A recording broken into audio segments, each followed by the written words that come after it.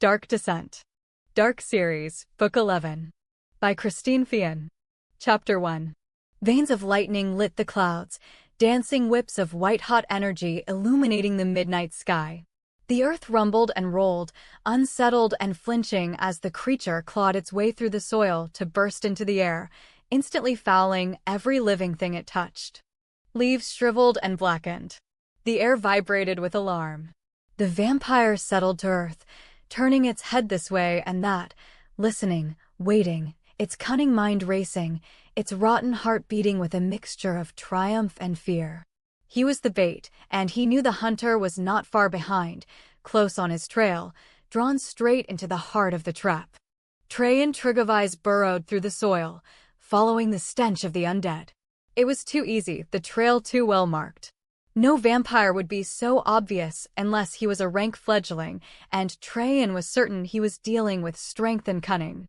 He was an ancient Carpathian hunter, a species nearly immortal, blessed and cursed with longevity, with timeless gifts and the need for a life mate to make him complete. He was first and foremost a predator, capable of becoming the most loathsome and evil of all creatures, the undead. It was his sheer strength of will and duty to his race that kept him from falling prey to the insidious whispers and call of power. When the tunnel veered upward toward the sky, Traian continued onward, pushing deeper into the dirt, feeling his way, listening to the heartbeat and energy of the earth around him. All was silent, even the insects, creatures often summoned by the evil ones. He scanned the surface, taking in a large area, and discovered 3 blank spots, evidence that more than one vampire was close. He found a web of roots, thick and gnarled, humming with life, reaching deep into the earth. He whispered softly, respectfully, touching the longest, deepest artery, feeling its life force. He chanted softly in the ancient language, asking for entrance, felt the response moving through the thick old tree. Leaves shivered as the tree reached toward the moon, embracing the night even as it shrank from the presence of the foul beings. Imparting secrets and conspiring to help, the tree spread its roots to allow Traian into the intricate system protecting and nourishing the wide trunk. The hunter was careful not to disturb the soil or the root system as he maneuvered his way carefully through the labyrinth, pushing through the surface just far enough to scan his surroundings from inside the cage of safety of the overlapping roots above ground. He shapeshifted as he emerged, a shadow hidden amongst the thick branches and leaves. For one moment he could see only his prey, the tall, thin figure of Gallant. He recognized the vampire as one of the ancients sent out by their prince so many centuries earlier, just as he had been. The undead continually twisted, sniffing the air suspiciously, his gaze darting along the ground. He clicked his long fingernails together in a peculiar repeated rhythm. The wind rushed through the grove of trees, and the leaves rustled and whispered. Traian allowed his gaze to shift, quartering the area, searching with his mind more than his acute vision. The breeze brought the echo of that strange rhythm to him, coming from his left. Then from his right. 2 more of the undead waited to fall upon him and rip him to pieces. He shifted again, drifting with the breeze through the cage of roots, rising as molecules into the night, allowing the friendly wind to take him higher into the cover of leaves. Dark clouds swirled into a boiling cauldron. Lightning veined the murky, spinning mass. He hovered there with a small, humorless smile in his mind. Discretion really was the better part of valor in some circumstances. He would pick his own battleground. Then he heard the clicking of the fingernails again. The sound was growing louder. With each click, droplets of water fell from the cloud. Tiny droplets that never quite reached the ground. The beads collected in midair formed a large, shimmering pool. He could see his reflection clearly in the pool. Not the scattered molecules or an illusion, but the real man amongst the leaves. It was his only warning, and it came just a heartbeat before the attack. He caught movement from the corner of his eye and instantly reacted, somersaulting through the sky, shifting into his true form, grateful for the leaves that hampered the nearly invisible silvery net meant to entangle him. Spears spiraled through the air, along with tiny darts tipped with poison from the tree frog, and showers of red-hot embers that burrowed into the skin and burned for weeks. Insects clouded the skies, and all the while the clicking of the fingernails went on relentlessly. Traian launched himself at the shadowy figure orchestrating the fight, ignoring the two lesser vampires. Gallant was directing the action, a leader in evil, as he had been a leader among Carpathians. Traian burst through the sky, his fist already snapping out, driving toward the vampire's chest. Gallant shimmered transparently. The fist passed through his body harmlessly even as the undead struck back with razor-sharp talons. The hand came from Traian's left, the swift, sure movement of a full-fledged master. The knife-like nails drove deep through flesh and muscle, all the way to the bone. One of the lesser vampires hurled himself onto Traian's back, sinking his teeth into his target's exposed neck. Traian simply evaporated, leaving the smear of blood on the shivering leaves and the scent of the ancient gift driving the vampires into a frenzy of rage and hunger. He traveled quickly through the night.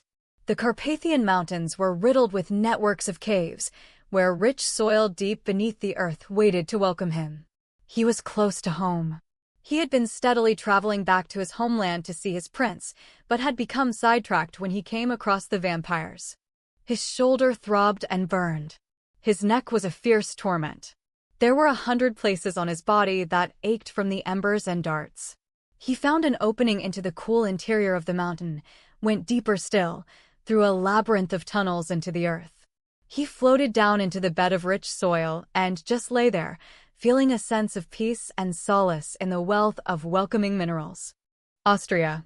The theater doors opened to allow the smartly dressed crowd out. They emerged laughing and talking, a crush of happy people pleased with the performance they had witnessed. Lightning forked across the sky, a brilliant, dazzling display of elemental nature. For a moment the long, sequined gowns, furs, and suits of varying color were lit up as if caught in a spotlight. Thunder crashed directly overhead, and the ground and buildings shook under the assault. The light faded, leaving the night nearly black and the crowd almost blind. The throng broke into couples or groups, hurrying to their limousines and cars, while valets tried to work fast before the rain began to fall. Senator Thomas Goodvine stayed beneath the entrance archway, bending his head toward his wife to hear her over the buzz of the crowd, laughing at her softly spoken words, nodding in agreement. He pulled her beneath his shoulder to prevent her from being jostled by the steady stream of people hurrying to avoid the weather. 2 trees formed the unique archway to the theater, the branches interlocking overhead to form a small protection against the elements. The leaves rustled and the branches clicked together in the rushing wind. Clouds whirled and spun, weaving dark, ominous threads across the moon. Another burst of lightning illuminated 2 large men pushing against the stream of theatergoers, apparently determined to gain shelter in the building. The flash of light faded, leaving only the dim lighting of the archway and the streetlights flickering ominously.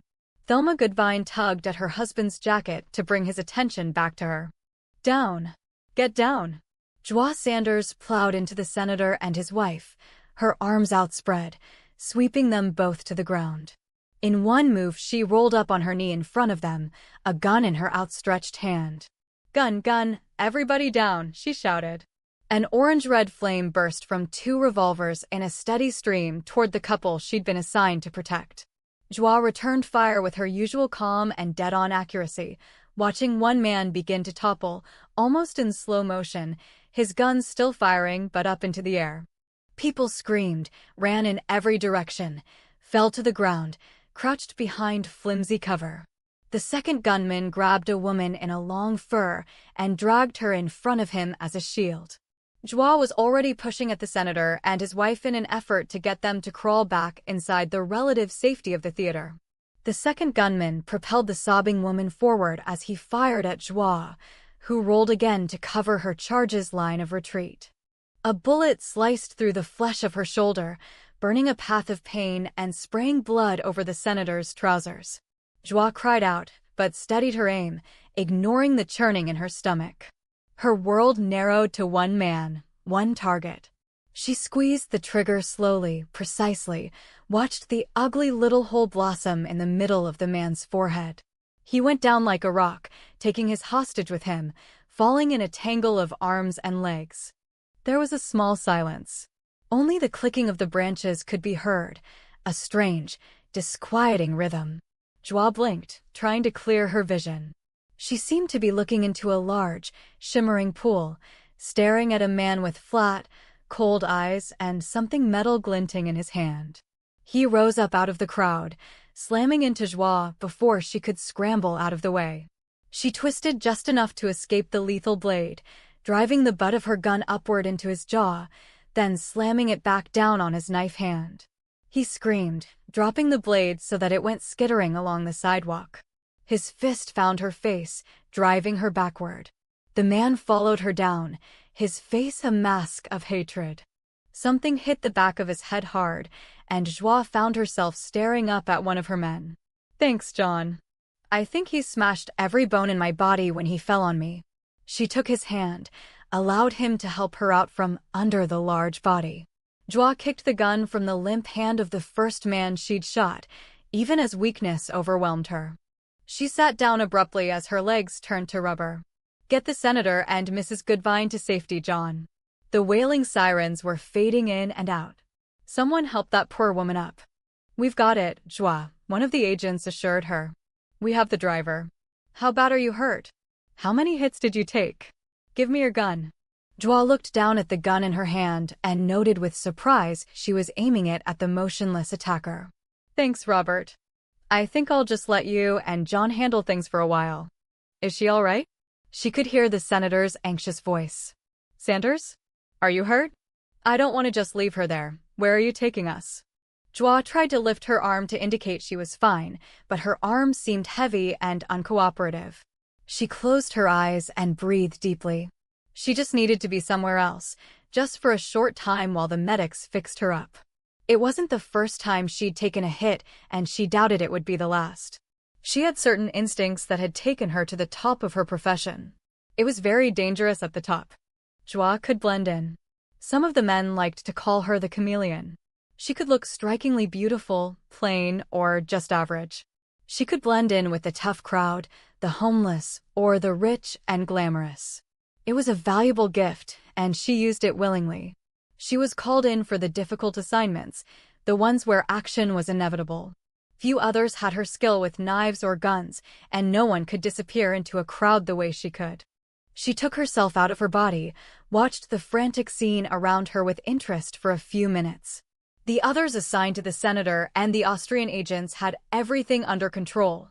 She was being put into an ambulance and hustled away from the scene. More than anything, she detested hospitals. She simply took herself away, soaring free.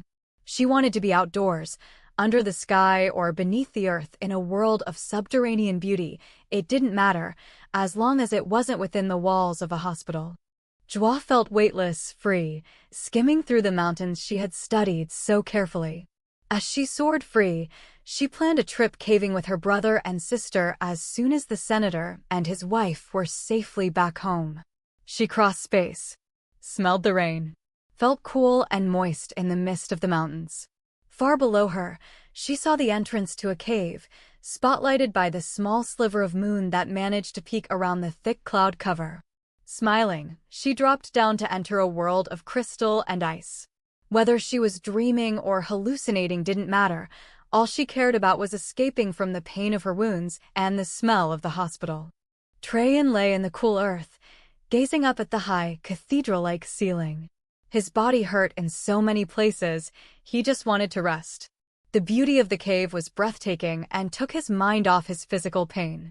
Then he turned his head and saw her. She was hovering just overhead to his left. A woman with a cap of dark hair and large eyes. She was staring down at him in complete astonishment. "You're hurt," she said. "If you were real, I'd send the paramedics." "What makes you think I am not real?" "Because I'm not really here. I'm in a hospital many miles away. I don't even know where here is." "You look real enough to me. What in the world are you doing lying in the mud in the middle of a cave?" Her soft laughter rippled through him. "You didn't mistake this for a beauty spa, did you?"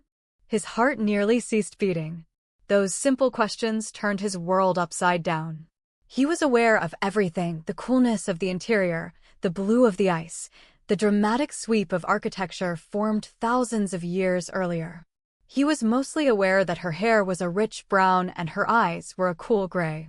Her mouth was wide and curved at the corners, and she had laugh lines. He was seeing in color. After hundreds of years of oblique, gray existence, living in a world without color or emotion, there she was. The other half of his soul, staring down at him with curious eyes and an amused grin.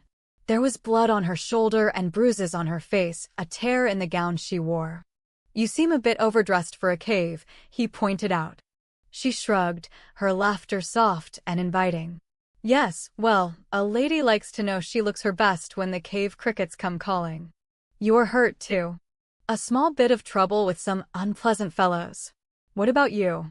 And do you often go swimming in the mud with a gaping hole in your shoulder? You have heard of infection and gangrene, haven't you?" "How good of you to notice." "A small run-in with a group of unsavory ruffians. I was uncharacteristically slow." "You have an incredibly sexy accent. Do women fall all over you just at the sound of your voice?" She was very good at placing people by their accents, but his was different. There was a rich turn to his words. As dreams went, this was a fun one. "I have not noticed such a phenomenon, but I will watch for it in the future." "Nice cave." "I love caves. This one looks like a wonderful place to explore." "I do not believe it has been discovered yet," he replied pleasantly. Peace seeped into his body, his soul. Genuine laughter found its way into his heart. "Really? You just sort of stumbled in blindfolded, did you? An interesting way to explore caves. Where am I? I'd like to come back here." It was his turn to arch his eyebrow. "You floated through the air blindfolded?" She grinned at him. "I do that sometimes when I don't want to be wherever I am. A bad habit." Her form shimmered and her smile faded. "They're doing something nasty to me. I can't hold the projection." He sat up, bit back a groan as the embers beneath his skin burned fiercely. "Do not go yet." "I'm sorry." She looked down at her arm, looked back at him, tears swimming in her eyes. "They're cleaning my wound. It hurts like a bear." And then she was gone. Just that fast. Vanishing without a trace. He sat there alone in the dark of the cave, astonished at how life could change in the blink of an eye. She was real. Her psychic abilities were strong. He had shared her space, shared her mind, and the path was imprinted on his brain. She would not escape him. Traian lay back and waved his hand to close the soil over him, stilling his heart, his breath, allowing the song of the earth to send him into a deep, healing sleep. Chapter 2. "You're losing it, Joie. There's nothing here." Joie Sanders sank gracefully to the ground and drew up her knees as she regarded her sister with cool gray eyes. "Stop making yourself crazy and enjoy the view. It's breathtaking up here. You've been in a frenzy for hours now." Tipping her head back, she stared up at the sky. "We've been climbing forever. If you were going to find anything, you would have done so by now." "I'm not losing my mind," Joie insisted. "I've already lost it." There was a sudden silence. The wind paused. A hawk screamed as it missed its prey. Gabrielle exchanged a long look with her brother, Jubal. They both stared at their younger sister. She seemed focused entirely on the rock surface she was studying. "Well, that's a relief," Gabrielle replied, laughing. "All this time I thought I was the abnormal one." Joie let her breath out slowly. She knew she was acting crazy, almost out of control. What was she going to tell Gabrielle and Jubal? That she really had lost her mind some weeks ago, and this was a last-ditch effort to hold on to her sanity? That she wasn't joking, and she belonged locked up somewhere on heavy medication? "What are you doing?" The voice came out of nowhere, unexpectedly as it always did, catching her by surprise. Masculine. Sometimes amused. Sometimes teasing. Always alluring. She tried not to hear it. Tried not to respond. But she could never help herself. She always talked to him. Laughed with him. Wanted him. In spite of the beauty of his voice, this time he sounded infinitely weary, strained, as if he were in pain. "Come on, I'm so close to the entrance I should be able to see it." Jubal, Joie appealed to her brother, "You know I'm right." "I'm always right." There's a network of caves, most of them unexplored, and we're right on top of it. Joie was certain she'd already begun her descent into madness. She'd rather be with that voice in her head than with any real person in the world. She lived to hear that voice. She thought about him day and night, was consumed by him. Joie lifted her chin. I'm proving you don't exist so I can get over you. I have a list of would-be lovers a mile long, and I'd like to have a little fun for a change. Now is not the time. Get out of here. It is dangerous. Of course you would say that. You don't want me to know you aren't real. Look, honey, it's been fun, but we have to break up. I can't have a mythical lover, even if you're an awesome lover in my dreams. A girl wants to have the real thing once in a while. It isn't like I can introduce you to my family. Hey, guys, this is my invisible pal, Traian. He has a name like a locomotive, but that's my fantastic imagination. Traian is a very old and respected name. Go away from here, Joie. I will not comment on your name, as it would be considered extremely rude. Comment away, Traian. You're not real, and neither is this conversation, so insult me all you want.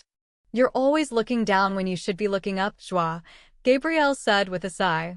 If you reach straight up, you might be able to catch a cloud. Have you even noticed the flowers? They're gorgeous. I wish I knew what they were called. For once in your life, think of something besides caves. She waved her arms to encompass the countryside. This is Dracula country. If you'd forget your obsession with caves, we might be able to explore the old castles for a change. The flowers that are pink with a yellow middle are called Tratina. The white daisies are Marguerite. I cannot remember offhand what the blue ones are called, but it will come to me. Are you eavesdropping on our conversation? You are thinking loudly. And denying my existence, which seems to be a habit of yours lately. Joie gave a little sniff. He was a figment of her imagination, and he knew the names of the flowers. Gabrielle, the pink ones are Tratina, and the white daisies are Marguerite. I have no idea what the blue ones are called. You're a walking encyclopedia, Gabrielle said, impressed. Jubal stared at the wild countryside surrounding them, on either side and below. There were many deep gorges and several caves. Green valleys and plateaus made the view breathtaking. Below them, in the heavier depressions, water had soaked the ground, causing peat bogs. There were vivid green beds of moss and numerous shallow ponds winding their way around stands of birch and pine. It was magical, and yet Jubal was uneasy. The air was crisp and cold, and the sky seemed clear, yet a strange mist covered the surfaces above them. At times he thought something moved in the mist, something alive and terrifying. Joie, give it up and let's get out of here, he said. This place feels haunted to me. I don't like the vibes. Gabrielle turned her head. Really? She arched a winged brow at him. That's strange, Jubal. I feel the same way. Like we shouldn't be here, or that we're intruding in some way. Do you suppose it's all the vampire stories we were listening to at the inn last night? Normally, creepy stories are amusing, but I definitely feel apprehensive. She raised her voice. What about you, Joie? Does this place give you the creeps? We came here to explore the caves, Joie said firmly. We're always very respectful when we go spelunking, so there's no reason to be nervous. I know the opening is here. I'm so close to it. She walked carefully around an outcropping of the mountain, stepping over her brother's outstretched legs without even glancing at him. The entrance is here, I know it is, she muttered. The others feel the threat of the vampires. You must go, Joie. Oh, now you're going to tell me you believe in vampires. I just picked up that thought from Gabrielle. You aren't real, so be quiet and stop trying to frighten me away. I'm not leaving until I know for certain. You already know. You just cannot admit the truth. I am trapped and will not be able to rescue you should you come upon them. Rescue me. Joie nearly shouted the words, her dark eyes flashing with indignation. She turned her head to smile in reassurance at her brother and sister.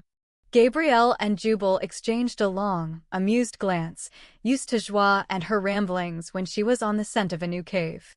Few people were as adept as their sister at discovering magical worlds below the surface. Rescue me? She hissed it into his mind. You can just bite me, Traian. Do you have any idea how annoying it is for someone like me to be treated like a ditzy little woman who can't fend for herself? I would not mind biting you. This time his voice purred with sexual innuendo. But another time would be better. Joie shivered in spite of herself, yet heat curled deep inside her. If you keep this up, my brother and sister are going to figure out I'm crazy and have me committed. Then where will you be? Strands of dark hair blew across her face, hiding her expression from her siblings. And just for your information, Sir Galahad, I am not the in need of rescue type, so get over that one fast. Sheesh. First it's vampires and now it's rescuing. Will you just be quiet and let me figure this out? I don't suppose you want to tell me, give me a hint or two, if you're really down there and know where the opening is. Jubal leaned back in the tall grass with his hands behind his head, studying the cloud formations. He didn't want to look at the unusual tendrils of mist that seemed to wind around Joie's legs as she walked carefully around the outcropping. You're like a hound dog on the scent of a criminal, Joie, he said. You would have made a great detective. She would have, Gabrielle agreed with a little grin. She concentrated on the bright blue flowers with their symmetric petals. The beautiful masses of flowers were unusual, yet something sinister seemed to lie beneath the ground, just inches from the soft petals, an obscene, malicious presence. Staring at the flowers, Gabrielle swore the ground rose up an inch or so as if something were tunneling beneath it. The wind rushed over the mountainside. She sat up quickly, blinking rapidly. What is it? Jubal asked. I don't know. For a moment I thought I saw something moving beneath the soil. This place gives me the creeps. Joie, come on. We're getting out of here, Jubal decided, reaching a long arm to gather their gear. The sun will be down in a couple of hours anyway. Joie examined every inch of the outcropping and the niche on either side. The rock was grown over with scrub and grasses. Wildflowers lifted their bright heads toward the sun. Joie narrowed her gaze and stepped up as close as possible, focusing completely on the jutting surface and every crack and shadow. I've never felt so driven in my life. I don't think I can leave without finding it, she admitted honestly. I'm sorry, if you two want to take off, go ahead. I'll come along as soon as I can. Jubal and Gabrielle exchanged a long, knowing look. Sure thing, sis, we'll just leave you up here all by yourself. Knowing you, you'd disappear into a cave and mate with a troll, Gabrielle said. Ha ha, Joie answered. What's the name of this mountain range? Jubal asked idly, but his gaze was on Joie as she scanned the rock surface. The bogs are even beautiful. If it wasn't so freaky up here, I could live in this area. When Gabrielle arched a black eyebrow at him, he laughed. I could. I don't need to live in a city. I've got the same genes as the two of you. I just like to have money, you know. I need it for the two of you, to bail you out of all the trouble you get into. You idiot, Joie said affectionately, although she didn't look at him. You have enough money to retire from that silly job of yours and do something useful with your life. Something humanitarian. There's a small crack running the length of the rock here. There's something funny about this, Jubal, come look at it. It just isn't right the way it is. My humanitarian contribution to the world is looking after you two thrill-seekers, Jubal pointed out as he got lazily to his feet. Without me to curb your antics, the world would be a frightening place. He looked up at the strange, moving mist. Rather like this place. He sauntered slowly over to examine the surface of the outcrop. We're in the Apusini Mountains, part of the Carpathians, you heathen, Gabrielle informed her brother. If you paid even the slightest attention to anything we said, you'd know that. And you could no more give up your luxury condo and live in the mountains than you could swim the English Channel. And, I might add, we take care of you. Hey, I can swim, Jubal objected. He ran his hand over the rocks, frowning as he did so. Just because I don't like to swim doesn't mean I can't. I wasn't born with gills like the two of you. She's found something, Gabrielle. This is a pattern, but it needs to be. He trailed off, dug his fingers around several of the smaller rocks, and began to rearrange them. There's a surprise, Gabrielle said and rose to her feet also. The cool mountain air fairly vibrated with excitement. You could always come and research hot viruses with me, she invited, slinging her arm around her brother. Yeah, I'll get right on that, Gabrielle, because I'm a crazy man and want to die a miserable, but noble, death, Jubal said, ruffling his sister's dark hair. I think I'll stick to my stocks and bonds and let you do your wacko research all by yourself. There it goes. Wow, look at that. The crack widened when he placed the last rock in the sequence. This is man-made, not natural. Damn it, Joie, don't go in. He snagged his backpack and pulled out a logbook, carefully entering the time. We're just doing a cursory exploration, and it's nearly sunset. No one knows where we are. Muttering, he hastily anchored the logbook near the crack where his sister had slipped inside. Gabrielle shouldered her gear and followed. It's extremely tight, Jubal, she cautioned. Pass me your gear. It's the only way you're going to get through. Jubal took one last look at the sky, noting that the clouds that had been floating so lazily overhead were now spinning ominously, a gathering of a great force. His chest scraped as he maneuvered through the jagged crack and into the narrow hall. Behind him the wind rose in a sudden shriek, lashing at the mountain, while strange, haunting cries echoed off the peaks. Mist swirled around the mountaintop, a mini tornado that snatched the logbook and sent it skittering down the hillside to land in one of the many bogs, where it slowly sank beneath the dark waters. Joie moved quickly through the narrow hall, well ahead of her brother and sister. The ceiling dropped with every foot, so she was forced to bend over, eventually crawling on all fours and then sliding on her stomach. She could feel the cool air coming from a subterranean chamber. Everything inside her demanded she keep going, even when she had to maneuver her body at odd angles to slither through the tunnel. Slow down, Joie, Jubal cautioned. Stay within sight of us. I don't like the way she's acting, Gabrielle whispered. I've never seen her like this. She always obeys the safety rules, you know that, Jubal. Something is really wrong. She felt sick, her stomach churning, her mind filled with dread. Something terrible is going to happen if we don't stop her. Jubal waited, but Gabrielle didn't move. She remained wedged in the narrow hall, blocking him from continuing. Keep going, Gabrielle, he said. We'll catch up to her and talk sense to her. She's been caving for years. She's not going to forget everything she's ever learned. Ever since she was hurt in Austria, she's been different, Gabrielle pointed out. Distracted. Driven. She's always very focused when she's going into a cave. And this is a big discovery, an unexplored cave. We have no idea what we're going to find. Of course she's excited. You know, it isn't just that. She's been different this entire trip. Even before that. She's quieter. Joie isn't quiet. Now she seems to be somewhere else half the time. I feel like we're losing her, Jubal, as if something is pulling her into another world where we can't follow. Jubal sighed loudly. I wish I could say I don't know what you mean, but that's why I came on this trip. I've been worried about her too. He reached out and pushed at his sister. Move it. I can't even hear her now. I can't move, Jubal. Gabrielle sounded scared. I really can't. Are you stuck? Jubal was very calm, but inside a dark dread was stealing over him. No, Gabrielle whispered. I just can't move. Have you ever heard the term paralyzed with fear? I think I really am. Joie pushed forward as the ceiling lifted, allowing her to walk once again. Eventually the hall opened into a large chamber. Hey, you two, it's much better in here. There's a large gallery. She shone her light around the area, noting the finger-like formations surrounding a large abyss that yawned in the middle of the chamber. She climbed into her rigging as she struggled to hold on to reality. Gabrielle. Jubal. I'm going to begin my descent. Joie tested her harness and glanced back toward the hall. Gabrielle. Jubal. Are you two okay? Wait for us, Joie, Jubal ordered. Gabrielle has a bad feeling about this, and so do I. I'm thinking we should regroup for a few minutes and talk this over. This could be more trouble than we want. Joie fought back laughter that bubbled up out of nowhere. Talk it over? Nobody's in more trouble than I am right now, Jubal. I can't turn back. I have to make this descent or go live in a padded cell for the rest of my life. I am not kidding you. Jubal caught at Gabrielle's leg. She isn't joking. She sounds on the verge of hysteria.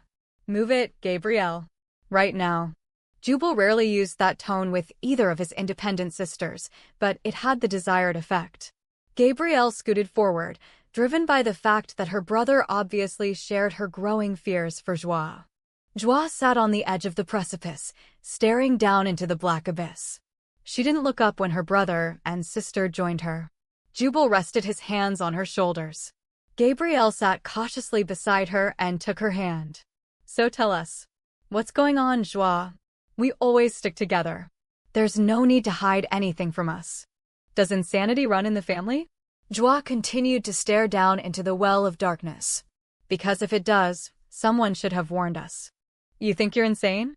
Jubal struggled to understand. Joie was the one who laughed all the time, who found humor in everything. She lit up the world with her smile, and she certainly never seemed to suffer from depression. I hear voices. Well, she hedged. A voice.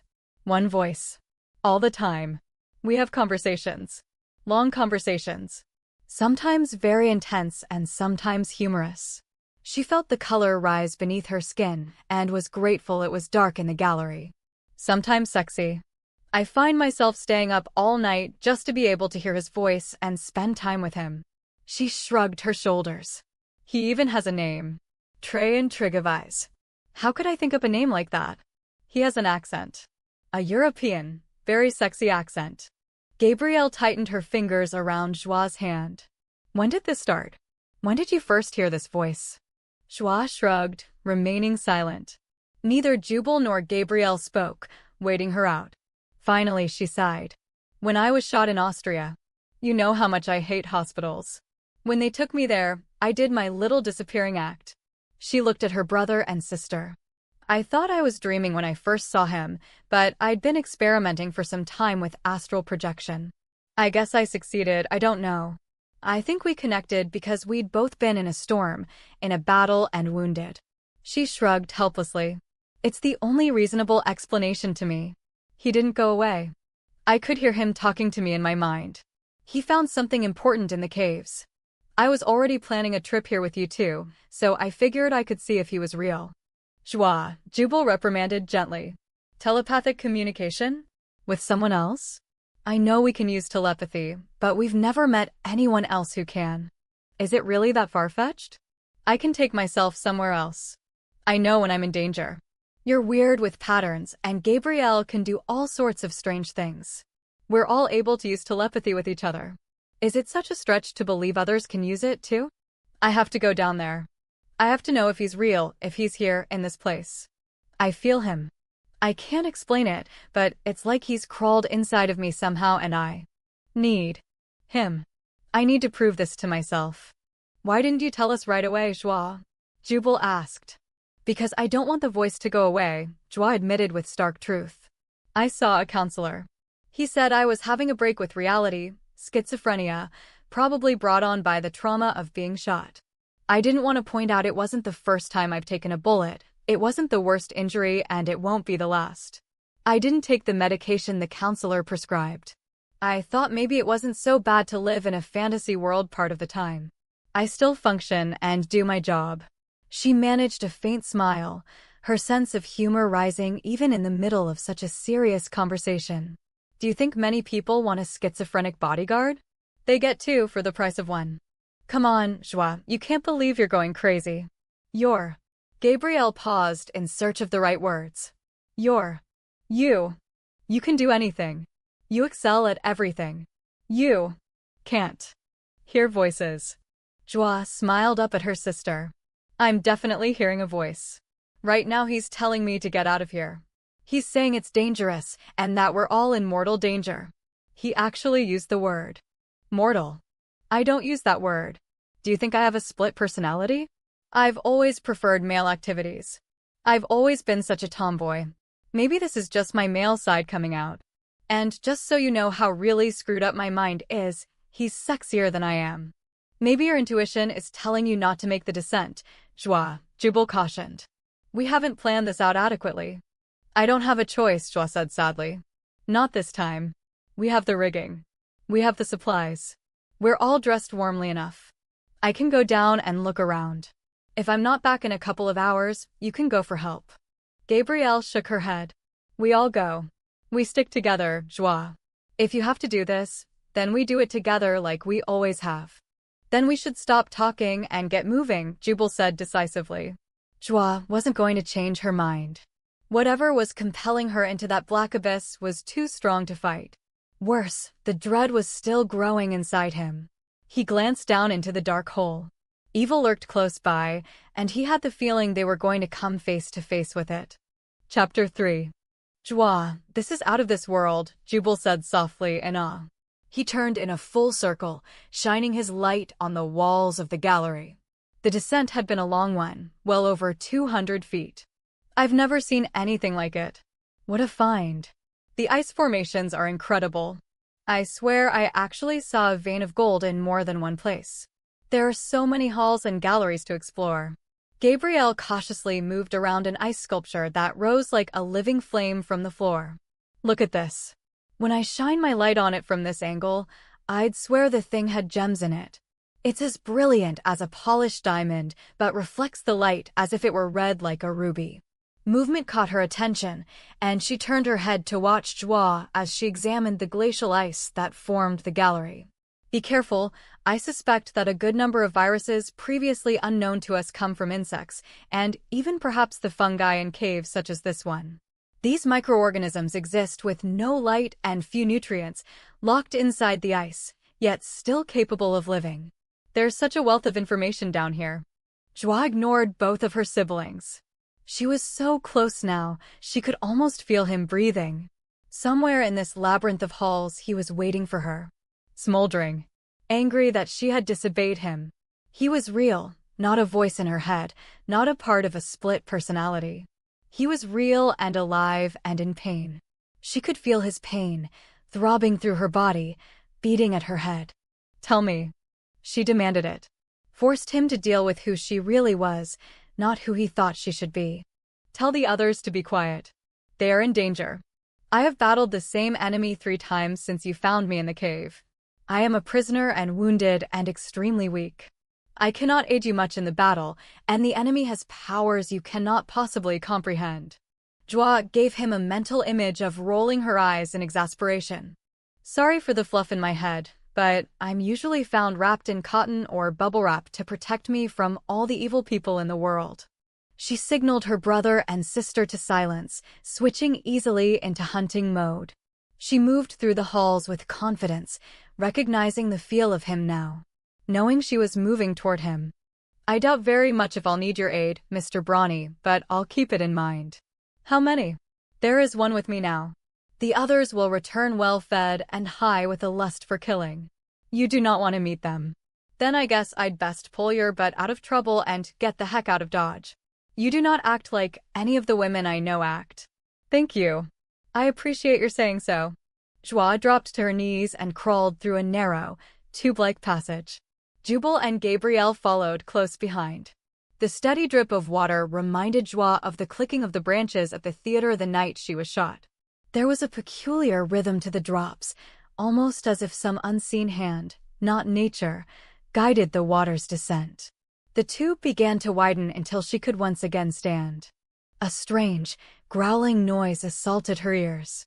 It sounded like a cross between a hyena laughing and a dog growling viciously. Immediately, she held up her hand behind her, signaling Jubal and Gabrielle to stop while she scooted closer. She used the tall columns of rock and ice formations as cover. Traian was literally pinned against a wall of ice. Blood ran down from each shoulder and leg where sharp, twisted stakes had been thrust through his body to pin him like an insect on a board. Joie held her breath to keep from crying out in dismay. It was no wonder she could feel the pain radiating from him. She knew Traian was aware of her presence, but he didn't make the mistake of giving away her position. He watched the creature hovering over him with cool eyes. You seem nervous, Lamont, Traian observed. The creature hissed and without preamble bent his head to Traian's neck and sank his teeth into the pulse beating there. Joie could easily see the long incisors stabbing into flesh, something she'd only seen before in films. She dropped to the ground, crawling on her stomach, using her elbows to propel herself across the floor between 2 columns of ice to get into a better position for attack. She came up on her knees behind a large ice formation, her gaze fixed on her target. He is very dangerous, especially now when he is filled with the blood of an ancient. Traian's voice was calm in spite of the ghastly creature tormenting him. Joie stared at the hideous thing. It was tall and emaciated, the skin shrunken around its skull, almost as if it were dead. Tufts of hair stood straight out, a curious gray-white color, while the rest of the hair hung in oily, twisted ropes. He gulped down the blood, smearing it on his lips and stained teeth, all the while making growling noises in his throat. He seemed more animal than man. My family always warned me if I hung out underground too long I could end up with a troll. At the risk of seeming shallow, I have to say he isn't very handsome and doesn't appeal at all to me. Her hand went up to the back of her neck, sliding down between her shoulder blades in a well-practiced move, came out with the knife she always carried. The creature lifted his head alertly and looked around the large gallery with suspicious eyes. Joie remained motionless, hardly daring to breathe. The cold air rushed through the chamber and touched Traian and the creature with icy fingers. Immediately Lamont caught at one of the stakes, pinning his victim to the ice floe. "None of your tricks, Ancient One. Your blood belongs to us now. The others will be back soon with a victim to force you to our bidding. You are far too weak to resist." "What is he?" "He is vampire. The undead. And there are others. You must get your family out before the others return." Traian watched his tormentor intently. The vampire leaned close to the gaping wound in Traian's throat, his breath a sickly green vapor as he licked at the blood with a thick, dark tongue. "I just might kill you instead." A stake through the heart. He lifted a lethal-looking stake over his head and gave a maniacal laugh. "Vampires are difficult to kill. You will only get one chance. Go for his heart." Joie threw the knife with deadly accuracy. It hummed as it rocketed across the chamber and buried itself deep in the vampire's chest. The creature screamed, the sound cracking the ice so that sharp daggers broke from the high ceiling and rained down like deadly missiles. Joie flung her body over Traian's, protecting him from the falling ice. The vampire went down hard, thrashing wildly, the sounds echoing through the cavern, and then there was sudden silence. Joie moved back slowly, slipping a second knife from the scabbard on her calf. "That didn't look so difficult to me. If you want, I'll give you a lesson or two." "What took you so long?" Traian asked. She made her way cautiously around him, kicking aside the bigger chunks of ice. "Bad directions. You know how traffic in these places can be." She leaned close to study one of the pins slicing through his shoulder to hold him to the wall. "I hate to point this out to you, but you're in a bit of a mess. What was all that He-Man macho crap telling me to stay away? If you ask me, you're in serious need of rescuing." Traian arched an eyebrow. His skin appeared pale, and he was clearly weak from loss of blood. Unattended wounds from a recent battle seeped more of his precious life fluid. He shook uncontrollably, unable to maintain his body's temperature. His hair was black and matted with blood. "I am certain I would have thought of something. He has friends. They will be returning soon, and when they see him, they are not going to be happy. And if I do not incinerate his body, he will rise again." "Lovely thought," Joie said and turned to keep a wary eye on the repulsive corpse. "Lucky for you I travel with a doctor. My sister Gabrielle is quite mad, always peering into microscopes and lecturing us about how we're parasites on Earth, but she does have certain skills." She whistled softly to signal to her brother and sister to enter the ice chamber. Gabrielle avoided looking at the vampire as she studied the daggers of ice pinning Traian to the wall. "You do know the strangest people, Joie," she said. "I don't even want to ask where you met him. If I pull out the stake, is he going to bleed to death?" Jubal inquired. "Just do it before the others come back," Traian advised, "or we are all going to die. Vampires are very dangerous." "You were lucky." Joie sniffed indignantly. "I was fast and accurate and very good. There's no need to feel inferior." She signaled to Jubal even as she flashed a smug smile at Traian. "I have a gift." Jubal took hold of the stake in Traian's left shoulder with both hands and yanked with all his strength. Blood spurted, but Gabrielle pressed her palms over the wound hard. "The first aid kit is in my pack, Joie, but I don't know how we're going to get him to the surface. He needs blood as quickly as possible." "Just take them all out," Traian instructed. "We really have to hurry." "Do what he says, Jubal."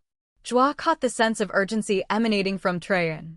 Little white lines were etched around his perfectly sculpted mouth. "Vampire babe is twitching." To her horror, The knife was vibrating, wiggling back and forth, as if slowly emerging from the rotted flesh. Hurry, we may have a little problem with Handsome. He seems to be coming back to life. Pack the wounds with mud. Hurry, Traian said. Joie didn't want to take her eyes off the ghoulish creature, but the dark compulsion in Traian's voice alarmed her. Gabrielle obeyed him. Always meticulously careful of germs and microorganisms, she scooped up handfuls of gooey soil and, before Jubal could stop her, smeared it over Traian's shoulder and the rest of the gaping holes in his flesh. Without warning, Traian reached out and dragged Jubal close to him, murmuring something Joie couldn't quite catch. He bent his head toward Jubal's exposed throat. Neither Jubal nor Gabrielle protested. Rather, they stood quietly, as if enthralled. Fury burned through Joie. You blood-sucking fiend. Touch him, and you die. I'm not kidding you. Let him go, or I'll tear your heart out. And don't try using your voice on me, because it won't work. As she hissed the words out in a low, smoldering voice, she moved to aim the knife she had drawn from the sheath strapped to her calf. At the same time, she tried to keep the vampire in sight. If I do not get blood, we are all going to die, Traian said calmly. He looked at her, his gaze steady and honest. She let her breath escape between her teeth as she reached out and jerked Gabrielle away from him, thrusting her sister behind her. Release them now. We have only minutes. Then don't waste time. Her hand didn't waver. Neither did her stare. Traian spoke softly to Gabrielle and Jubal, and both reacted immediately, Jubal hurrying to safety. Tell us what's going on, Joie said. It isn't as if we didn't witness the zombie man on the ground here, doing his sorry imitation of Dracula. I am Carpathian of the Earth. All the stories I told you were true, not made up to entertain you. I lived the battles, they were not fiction. I need blood to survive, but we do not kill for sustenance. I have fought the vampire for hundreds of years. His voice was every bit as steady as his gaze. This one will rise again, and he has friends. You cannot stop them, nor can I without blood to build my strength. Jubal caught at Joie and tried to drag her backward, away from the wounded man. She held up her hand. He's telling the truth, Jubal. I can feel them coming, can't you? She handed her knife to her brother, ignoring her trembling hand. If I'm making the biggest mistake of my life, I expect you to avenge me. She made her way to where Traian remained slumped against the blue ice, pulling off her helmet as she did so. Go for it, but remember, my brother can hit a bullseye every time. Traian touched her then, circling her wrist with his long fingers and drawing her slowly, inexorably to him. Joie's heart skipped a beat, then began to pound, whether in fear or excitement, she didn't know. She knew only that her mouth went dry and her insides were melting at an alarming rate. His eyes went dark, focused on her completely, shutting out everything else. Everyone else. He pulled her into the shelter of his large frame. Joie felt his every muscle, hard, defined, rippling with power. He should have smelled of sweat and blood, but his scent was masculine, clean, inviting. Sexy. The world seemed to drop away. Danger didn't matter. His arms swept around her, held her close so that her heart beat with the same rhythm as his. She placed her hand over his chest, felt his heart beat strongly against her palm. She lifted her gaze to his and was instantly lost in the burning intensity she saw there. There was a storm of emotion between them, a dark cauldron every bit as roiling and wild as the gale raging above ground. Mesmerized, she could only stare up at him. His fingertips brushed the hair from her neck, sent fire racing through her bloodstream. Where he had been businesslike and abrupt with Jubal, he was gentle, even tender as he enfolded Joie closer. He bent his head to hers. Gabrielle made a small cry of protest, stepped toward them with every intention of stopping him. Traian lifted his head, his eyes glowing with a strange fiery red, halting her in her tracks. His eyelids drifted down, his arm curling around Joie possessively so that she nearly disappeared from sight, completely engulfed in his embrace. There was something very protective, yet predatory in his posture. His lips barely skimmed over Joie's skin. She felt it. A brush of butterfly wings, no more, yet that slight touch sent heat spreading through her body. He kissed her eyes until she closed them. Sensations increased. He whispered to her, in her mind an intimate, soft litany of words in an ancient tongue. His voice wrapped her in velvet, an erotic spell of enchantment she willingly embraced. Joie felt his breath warm on her neck. His tongue swirled over her pulse. Once, twice. Her entire body clenched, every muscle contracting breathlessly. Waiting. Wanting. His lips feathering over her neck sent heat pooling low, and her legs went weak. One arm, of its own accord, slid upward to curl around his head, to draw him closer, cradle him to her. White-hot lightning pierced her skin. Sent whips of lightning dancing in her bloodstream, a pleasure bordering on pain. Nothing had prepared her for the sheer erotic fire coursing through her body. A soft moan escaped her. She moved restlessly against him. Traian pulled her closer, imprinting his body against hers, feeling every lush curve and soft, rounded line. Life mate. He had waited so long. Endured so much. There was no shield providing her with a protective barrier. She knew exactly what he was doing, and yet she accepted him, accepted his need for her blood. It rushed through his body with the force of a freight train. His shrunken, starving cells soaked it up. Tissue and muscle and damaged organs demanded sustenance. He wanted to savor the moment, savor his first taste of her, his first touch on her skin.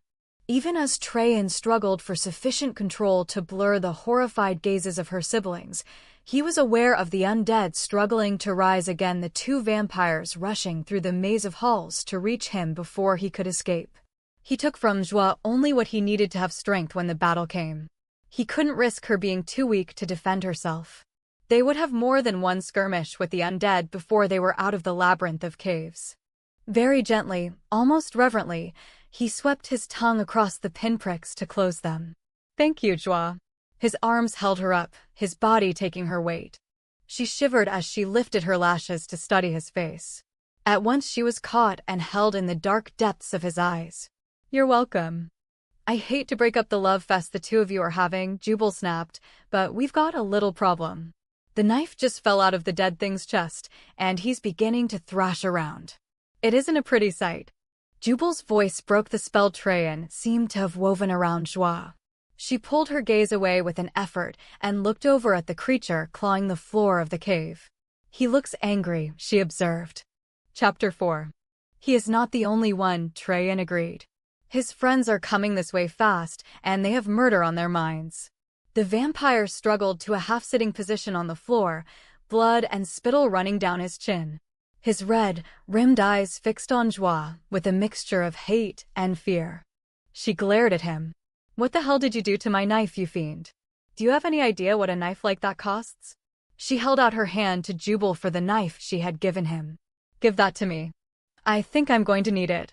Traian put her firmly behind him and signaled to Jubal and Gabrielle to move away from the vampire. They did so carefully. He was making hideous noises, his talons cutting deep gouges into the ice. Jubal handed his sister the knife. "Let's get out of here while we can. I don't think I want to meet any more of these things." "I'm going to pretend I never met this one," Gabrielle said firmly. Joie watched Traian closely. He seemed to be gathering something unseen into his hands. She could feel the buildup of energy in the chamber. The gallery was actually warming, increasing the dripping of the water dramatically. Between Traian's palms, light glowed, a bright orange-red, emitting heat. It appeared just smaller than a basketball, the energy coiling and spinning. The vampire screamed in rage and attempted to rise, stabbing at the air with his claws and clicking his twisted nails rapidly in a summons. The ball left Traian's hands, hurtling through the chamber to pass cleanly through the vampire's chest, leaving behind a gaping hole where the heart had been. The creature slumped to the floor, limp and unmoving, a foul stench rilled the cavern. "Handy little trick," Joie observed. "You'll have to teach it to me." Traian managed a boyish grin. "Finally, something impressed you." A terrible howling, like that of a demon pack, echoed through the subterranean caverns, sending chills down Joie's spine. "I think that's our cue to leave. Can we climb?" "How do we know where they are?" Gabrielle asked anxiously. "What the hell are they?" Jubal demanded. "Vampires," Traian answered. And they're coming for us. We have to get out of here now. He indicated a small break in the wall of ice. That way, I will seal it up behind us. It will not stop them, but it will slow them down. Gabrielle didn't wait for a second invitation. Clutching her pack, she ducked into the crevice and scooted down the ice chute. Jubal started to say something, thought better of it, and followed her into the ice tunnel. In all of our conversations, it didn't occur to you to mention a few pertinent facts such as how you're a peculiar sort of man who likes blood and has vampires and other mythical creatures stalking you? You might have mentioned, just once, that you weren't telling me cheery bedtime stories, but that you lived this sort of life. Didn't you think that might be important in the grand scheme of things? Joie arched an eyebrow at Traian. I took into consideration your fear that you had lost your mind. It occurred to me that if I started talking about vampires being real and not fictional, you would have yourself committed. His smile was slow and incredibly sexy as he stepped back to allow her to precede him. You will need your pack. We may be trapped in here most of the night. The ice chute was cold after the unexpected heat Traian had generated in the chamber. Before she could disappear down the slide, he wrapped his arms around her, drawing her back against his chest. He climbed into the chute, sat down with her on his lap, and pushed off into the spiraling tube. Joie slid down into the freezing world of blue ice and crystal, knowing he was right. She would have had herself committed at the mere mention of vampires. I still might, she muttered aloud. I don't think having a boyfriend who has a neck-biting fetish is too sane. Boyfriend? She heard the genuine amusement in his voice. I have never been anyone's boyfriend before. He buried his face in the warmth of her neck. I told you not to come here. I am not certain I can get your family out alive. There is something in this cave the vampires are determined to find. Or protect. His arms held her snugly to him, his body protecting hers from the biting cold, the ice slivers and hard, jagged edges that could tear through fabric and skin. She reached out, caught at a thick crystalline handhold, and jolted their downward slide to a stop. This formation isn't entirely natural, is it, Traian? With a startling rasping sound, crickets poured down the tube around them. Traian shifted, turned. Joie felt the gathering of energy, of heat, of power. She opened her mind instantly to him, flooding him with her strength and energy, generously sharing everything she had, everything she was. The impulse to do so should have frightened her. It didn't. She belonged with him. Shoulder to shoulder. Mind to mind. They were connected in some way she didn't understand, but it felt right. She didn't trust people, other than Gabrielle and Jubal. She was naturally private and always very careful in close relationships, yet the moment she heard Traian's voice, the moment she laid eyes on him, even when she'd thought he was a fantasy, she had known he was somehow a part of her. Below her, she heard Gabrielle cry out as the insects reached her. Jubal murmured softly in reassurance. Above her, a scream of rage and hatred announced that the undead's companions had found his lifeless body. Traian began to chant in a soft voice, his hands moving quickly in a pattern Joie couldn't quite follow, the movements blurring with his incredible speed. Let go, he ordered, and dragged her hands from the hold so that they plunged down the slide toward the bottom. She could hear the ominous cracking of ice. The tube above their head was veined in a starburst pattern that spread rapidly outward. At the entrance, the ice began to fall in large chunks, some sliding down the tube toward them. Traian hit the ground running, with Joie in his arms. Hurry, he called to Jubal and Gabrielle. A sound was building behind them, a great roar and a thunderous clap as the tube collapsed in on itself. The earth shook beneath their feet, and an ominous rumble emanated from the walls and ceiling surrounding them. Jubal caught Gabrielle's hand and followed Traian at a dead run through the narrow hall. Joie clung to Traian, feeling somewhat silly being carried when he was so hideously injured, but the man wasn't even breathing hard. Sharp daggers of ice fell from the ceiling as they rushed through the tunnel. Several times, Traian redirected a lethal missile as they raced along the well-worn path. Traian stopped so abruptly, Jubal ran into him. Very slowly Traian allowed Joie to stand on her own feet. His arm remained around her. They were on the edge of a precipice. A very narrow bridge, constructed of ice and stone, was the only way across. It appeared dangerously thin in places and had an obvious hole in one section. Where the hell did that come from? Jubal demanded. That's no natural bridge. Who could have carved such a thing? Can we cross it? Traian studied it warily. He shook his head. I am beginning to be very afraid we have stumbled into a cave we do not want to be in. I fear that bridge is an invitation to death. A trap. Jubal glared at him. If you know something, tell us. He caught Joie's hand and pulled her away from Traian. She was already looking upward, searching for another way out of the hall. Joie, slow down for a minute, Jubal ordered. I don't understand what's going on here, but I can tell you, this man is dangerous. We don't know him, and we don't need to be associated with him. He actually shoved her behind him, the look in his ice-cold eyes making it clear he was prepared to protect his sisters against an obvious predator. Why are we taking his word for anything? Traian swung his head around, his eyes glittering with menace. There was instant silence. Joie wrapped her fingers around her brother's wrist. I think we can talk about this at a more opportune time. Maybe when the fiends from hell aren't chasing after us. Has it occurred to you he's one of them? Jubal demanded, glaring at Traian. He drank your blood, Joie. That ought to tell you something right there. It tells her I am different. Not quite human. The fact that I did not kill her, or you, for that matter, tells you I am not vampire. Traian spoke very quietly. I will not allow any harm to come to her. Joie made a move to slide past her brother, but he sidestepped, staying between her and Traian. She glared at him. What is wrong with you? You aren't going all macho and stupid on me, are you, Jubal? I love you dearly, but you can't be serious. Did you see that thing? We've got to get out of here, and Traian knows the way. She tilted her chin to look up at him. You do know the way, don't you? Gabrielle slipped her hand into her sister's. I'm afraid, Joie. I've got a terrible feeling we're all going to die. The vampires are broadcasting terror and images of death to feed your natural fear, Traian explained. They are hunting something in these caves. The network is very large and, as you can see, not all naturally formed. I stayed to try to find what they're looking for. Vampires do not normally put so much energy into a project. Whatever it is they want, they're finding it will not benefit either the Carpathian or the human race. Jubal nodded toward the raw wounds on Traian's chest. You've been in a few battles with them. He nodded. Yes, and I have noticed changes in their behavior. Now vampires are running in packs. They used to be out for themselves, or occasionally a master vampire would use the newer ones as fodder for his battles, but lately they seem to be organized. Jubal shoved a hand through his hair in agitation. I feel like I'm losing my mind. Vampires are Hollywood creations, creatures in movies. They aren't real. He stared hard at Traian's mouth, trying to see his teeth.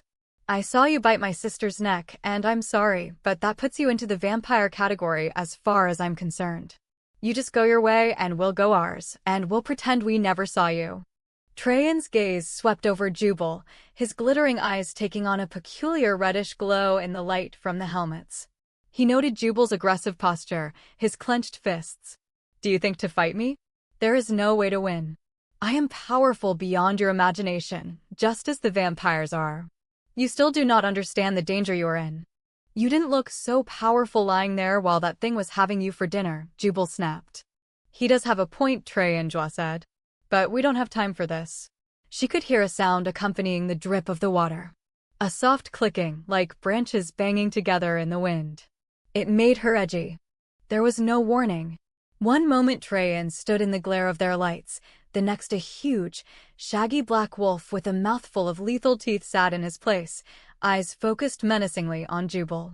Gabrielle screamed and stumbled backward. Jubal reached out to catch her, dragging her away from the abyss to comparative safety beside the snarling animal. Joie circled the wolf's neck with a restraining arm. Totally impressive, but not something I want to take home to Mom. Her heart was pounding so loudly, it sounded like a drum in her ears. Even her mouth was dry. There is no need to fear me. I would never harm you. Why would you think I was afraid of you? Joie demanded. I'm not in the least afraid. I'm keeping you under control. It may have something to do with the knife you are holding to my throat. Traian said it casually, a soft amusement in his voice, as if the blade pressed so tightly against him didn't matter in the least. And that scared her more than the fact he had just shapeshifted into a predator. She looked down at her arm curved around his neck. The fur was thick and luxurious, and her arm was nearly buried in it. But she could feel the handle of the knife in her hand. She let out her breath and slowly eased the blade away from his throat.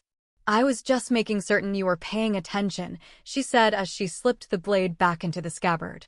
Traian calmly shifted back into his true form. "Just how many weapons do you carry on you? You seem to be a walking arsenal." "You are a walking arsenal," Jubal accused. "Joie, how did you get mixed up with him? And it's obvious you're talking with him telepathically." Joie burst out laughing. "You sound so accusing, Jubal. I told you I was talking to him telepathically. We all do it. Don't pretend it's all that unusual for us." "We have to work at it," Jubal complained. "You seem to communicate with him effortlessly." "Jubal, we can discuss all this later when we're far away from here," Joie said. "That clicking noise is driving me crazy. I don't like the rhythm, it's not natural." "I want to get out of here," Gabrielle said. "Joie, find us a way out." Her voice trembled, and she sounded very forlorn. "We'll get out, Han," Joie said with confidence. If the two macho boys can stop beating their chests long enough, she blew her brother a kiss, "we'll figure this out." The dripping of the water was more insistent. She looked anxiously toward Traian. Something was wrong. He knew it. She knew it. "I will take them across and come back for you," Traian said to Joie. There was no sense in attempting to take his life mate first. It was clear she would never go without the others, and he didn't want to waste time arguing. He held out his hand toward Gabrielle. "Come with me." She didn't look at him, but rather at her sister. "Do you trust him, Joie?" Joie looked up at Traian, noting the lines etched in his strong, timeless face. The dark depths of his eyes. Old eyes. Eyes that had seen too much. He was a man who had been alone too long. She was looking at a warrior. A man of honor. Joie reached out to brush a caress along his jaw with her fingertips. The touch jolted him. Jolted her. Need slammed into him, a driving punch that shook his existence. Heat flooded her body. Electricity arced between them, lightning flashing in their veins. Instant awareness. They smiled at one another in understanding. "I would trust him with my life, Gabrielle. More importantly, I would trust him with yours. Please go with him now. I've got that bad feeling I always get when we're in danger." Gabrielle took Traian's hand, allowed him to draw her to him. They all looked at Jubal. "Damn it, Joie, I'm your older brother and the man here," he muttered, shaking his head, but he went obediently to Traian's side. Traian leaned over to catch Joie's chin. "I will be back immediately. Do not attempt to engage the enemy. They must not get their hands on you." There was an underlying urgency in his voice. His dark eyes stared into hers. "Be safe, Joie. I need you to be safe." He was taking her family to safety for her, when everything in him demanded he take her first. Joie understood his look immediately, recognized how difficult it was for him to do what was important to her rather than to himself. There was a storm of emotion churning inside him, yet his features remained tranquil. Only his eyes burned with intensity. With possession. With promise. With passion. His mouth fastened on hers, a hard kiss that staked his claim on her. That kiss told her he meant to have her and nothing would stand in his way. She felt his body tremble and tasted his passion, tasted his fear for her. He pulled away abruptly, lifting her brother and sister easily, as if they were no more than children, shifting into a creature with wings, half man, half bird, and flying across the abyss into the dark where she could no longer see him. Joie was left standing alone on the edge of the precipice, with the darkness pressing down on her. With the strange rhythmic clicking and the dripping water. Heart pounding and mouth dry, she turned toward the sound, shining her light to see what was behind her. In the small confines she could see water trickling from the side of the cavern. It was not clear, but a milky yellow and gathered into a foul-smelling pool. She moved cautiously, positioning herself to keep an eye on what was gathering there. Something evil. Something alive. The water rippled in response to a dark disturbance below the surface. The pool darkened into an oily substance, revealing two red orbs glaring with terrible malevolence. A chill crept down her spine. The hair on her arms stood up. Traian. Automatically, without conscious thought, she reached out for him, showed him the pool with its macabre secrets. Move. Get out of its line of vision, Joie. Chapter 5. Joie stared back at the flame-red eyes in horror, unable to look away. The eyes were real, watching her, some terrible apparition set on her destruction. She had never seen so much malice, so much black hatred pouring from any entity. Her body rebelled, sickened by the evil emanating from the thick slime. At Traian's warning, she tried to wrench her gaze away, but she was trapped, unable to break eye contact with the red flames. Her airway began to close, choked off by an invisible noose. Instinctively, her hands flew up to her throat as if she could pry unseen fingers from around her neck, but there was nothing there. As white stars flashed across a black background, Joie realized dizzily she had only precious seconds to break the invisible hold on her throat. She reached for her knife, following through in one smooth motion with a throw directed by sheer desperation. The blade sank deep into the fiery left eye. Immediately, the water bubbled up in a blackish-red ooze, and the hold on her throat loosened, allowing her to breathe. A terrible howl filled the cavern, assaulting her ears. She stumbled away from the poisonous pool, dragging air into her lungs, coughing as her raw throat protested. In the next moment, Traian was dragging her into his arms, his body crowding hers, his hands moving over her to assure himself she was unhurt. As he lifted her, she clung to his strength, not bothering to pretend the encounter hadn't shaken her. He moved quickly through the air, so fast the cold air bit at her face, numbed her arms, and tore tears from her eyes. Joie buried her face against his chest, allowing herself a few moments to recover before she faced her siblings. "You are teaching me the meaning of fear," he said. "Really? I thought it was the other way around. I don't think your world is the calm environment a woman like me should be in." Her voice shook, embarrassing her. Having courage does not mean being unafraid. True, but everyone doesn't have to know I was shaking in my boots. Literally. I am not everyone. "I still cannot believe you are real," he said softly.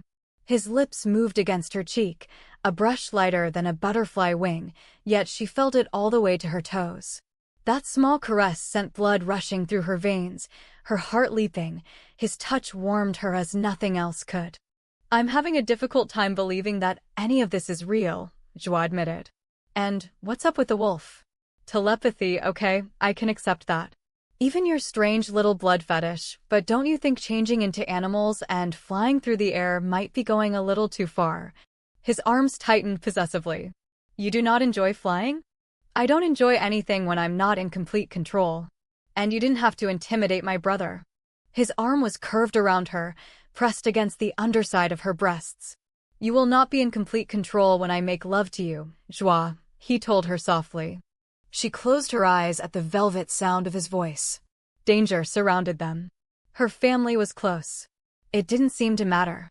She was so aware of him, her body ached with need, with hunger, with absolute longing. She felt edgy and hot. A terrible pressure was building inside her. "I feel the same way." She often spoke with her brother and sister using telepathy, a secret they all shared, but this was different. So much more. An intimacy that whispered of erotic nights and appetites that would never be sated. "Why? Why with you?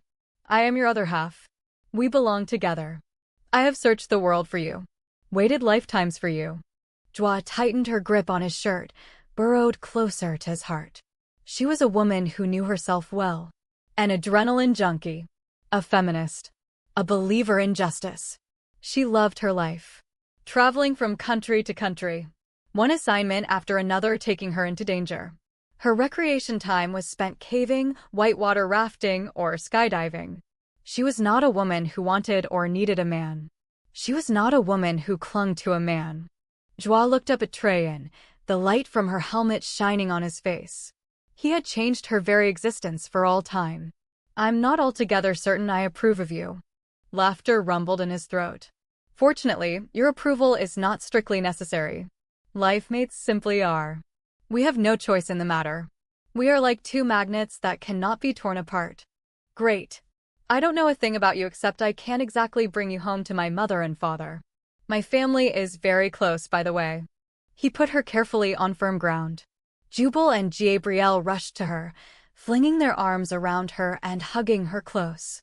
I had not noticed, Traian said with drawling amusement. We are not safe. We have to keep moving. Wait, Traian, Jubal objected. We found something. Something really important. You said those vampires were hunting something. You have to take a look at this. I've never seen anything like it. Traian hadn't relinquished Joie's hand, even when her siblings dragged her into their arms. She felt a little silly holding hands. She'd never really done it, not even in high school. But there was something warm and comforting, something extraordinary about being close to Traian. You can bring me home to your parents. He said it softly, honestly, as he followed Jubal and Gabrielle through a narrow hall. I would never embarrass you or frighten them. I want to meet them. Anyone important to you is important to me. Joie tried to prevent her heart from going crazy. She was no young girl, but a fully grown woman. A man shouldn't have such an effect on her, yet he did. There was honesty in his voice. A simple sincerity that shook her. She knew nothing about him, not even what he really was, yet she knew everything. She knew what kind of man he was. The knowledge was instinctive, the one thing she was certain of. Where is your family? She asked. I have only my people. My prince.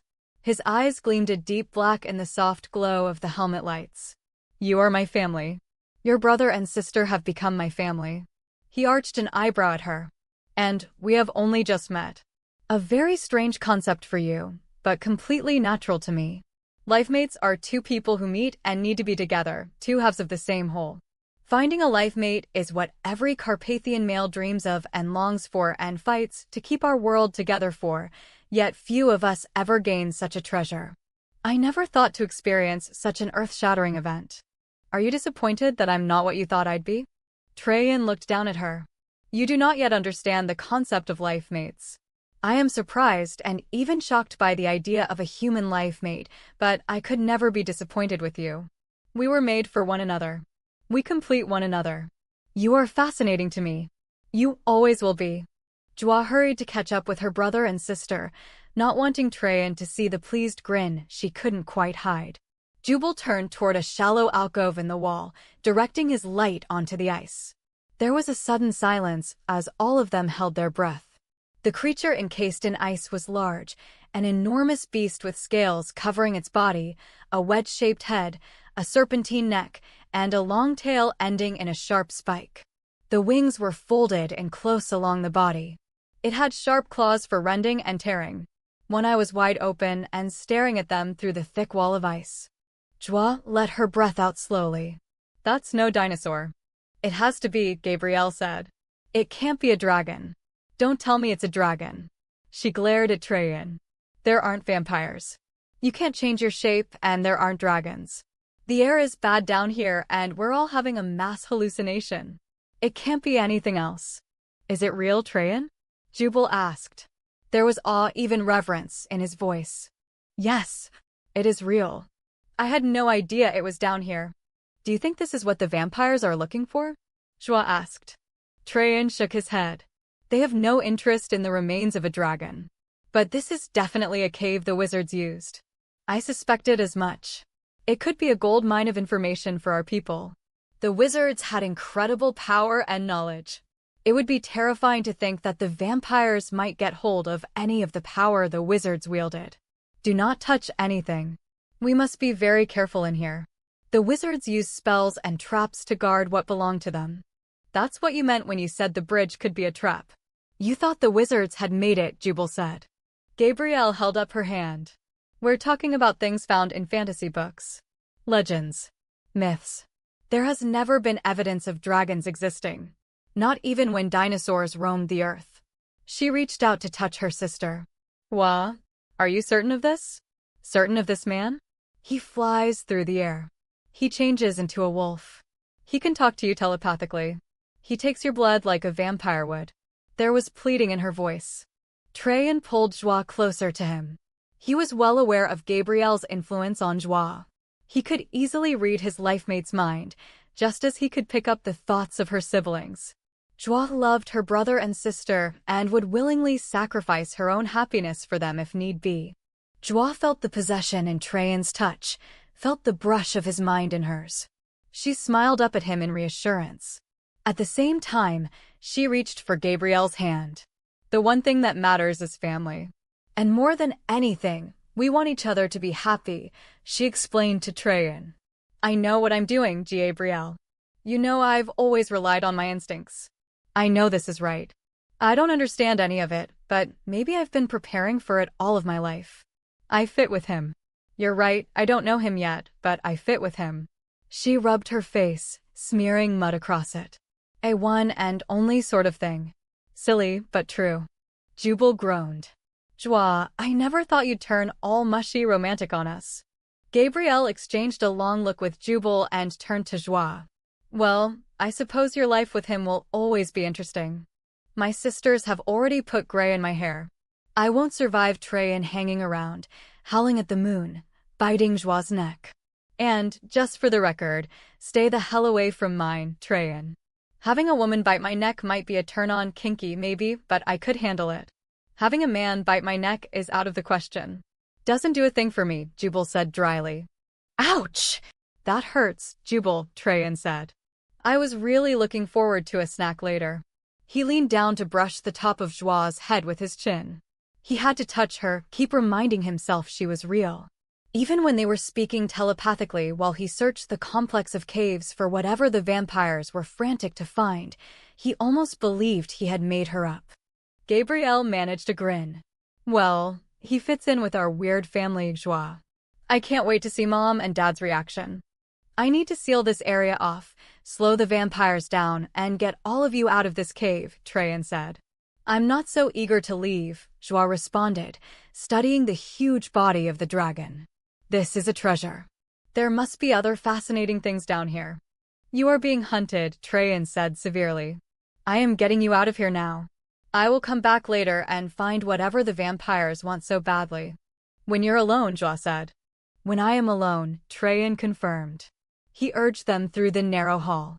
You must not touch anything, no matter how inviting it appears, he added as a precaution. Jubal glanced at Joie. It isn't like you to agree to stay behind. Are you certain he doesn't have you under a spell? He groaned. That sounds so melodramatic and stupid. I can't believe I said it. I'm a professional, Jubal, and I don't need to make a point. This is his area of expertise, not mine. The hall opened into a gallery. Tall columns in a Gothic style were carved into the walls. The high cathedral ceiling was impressive. Pillars of ice and crystal formed 2 rows down the room, each holding several round globes of varying colors.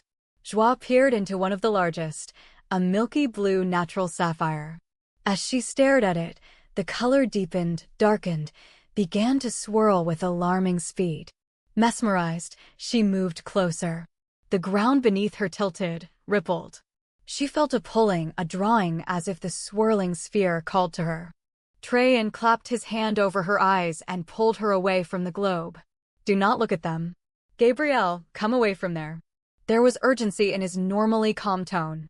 Jubal, just pull her with you. I can feel the aura of power in all of these objects. Until we know what they are, we need to give them a wide berth. Joie was stunned that she had been so quickly pulled into the globe's influence. I thought wizards were supposed to be good. Absolute power corrupts. It is something one learns when one's life spans hundreds of years. Traian crowded close to Joie, keeping his body between her and the tall pillars. Joie laughed. Don't let Jubal or Gabriel hear you say that. If you tell them you've been alive for a few hundred years, they might change their minds about us. I heard it already, Jubal said. He was pacing right behind Gabrielle, pushing her through the long, wide-open room. There were clear crystal sculptures of mythical creatures. Small, blood-red pyramids made of stone were set into chiseled-out archways in the walls. It was difficult not to stare at the gems and strange objects surrounding them, but Traian was obviously fearful of their safety, and they were ever conscious of the deadly creatures following them. A deep boom shook the network of caverns. They stopped in the last one and stared at a solid wall in front of them. "There has to be a way out," Traian said. "Wizards were not able to shapeshift or fly. They were much as you are. There must be an opening leading to the surface." "We have our gear," Joie pointed out. "We can use it to climb." "Not with vampires so close on our heels. They will not need gear to climb. They can take to the air to pursue you." They hit the trap I set for them and were buried under a mudslide, but it will only slow them down. "Look for something that does not feel right. There will be a hallway leading up to the entrance. Like the rocks outside the cave." "The pattern was all wrong," Joie said. "Jubal, you're good at patterns. Find us the opening and hurry." "Jubal's rather infamous in our family for his mathematical mind," she told Traian. "He can see a pattern in just about anything. That's how he makes all his money." They could hear scratching, a terrible sound amplified by the acoustics of the cavernous room. Great claws scraping at the earth, digging to get at them. They spread out, walked along the wall, carefully examining every surface. All the while they could hear the vampires tunneling furiously through the mud and ice. The sounds grew louder, closer, and Traian dropped back, facing the wall where the creatures were certain to break through. "I've got it," Jubal said triumphantly. "We were expecting up, but it's down. The floor. See the pattern on the floor, Joie." "Open it," Traian said tersely, not looking, his attention centered completely on the far wall. Jubal studied the squares, pyramids, and starburst patterns of stone beneath the layers of muddy ice. In the center of each symbol were hieroglyphics, pictures carved into each stone. He stepped on various ones, taking his time, choosing each stone carefully, following the pattern he could see laid out before him. At last a large stone slid aside to reveal steps carved into the ice. Jubal hesitated. "Are you certain this is the way?" "It has to be the way," Traian said. "Take your sisters and go." Jubal was cautious, shining his light down the narrow staircase. The stairs appeared to be a bridge over a dark, fathomless abyss. "It's another bridge, Traian. Do I trust it?" "You have to. It must have been their way out." Jubal took a deep breath and stepped onto the first stair, found it solid, and reached back to aid Gabrielle. "Hurry, Joie." "Come with us, Traian," Joie pleaded. Water gushed in a dark, muddy stream from the side of the wall. Insects poured into the gallery. The wall to Traian's left collapsed in an oozing pool of dark sludge. Two hideous creatures flopped onto the floor of the chamber, abominations in the crystal perfection of the room. Gaunt and cadaverous, they were covered in black muck. Baring their jagged, spiked teeth, they stared at Traian from red-rimmed eyes filled with venomous hatred. Chapter 6. "Gabrielle, run," Joie urged.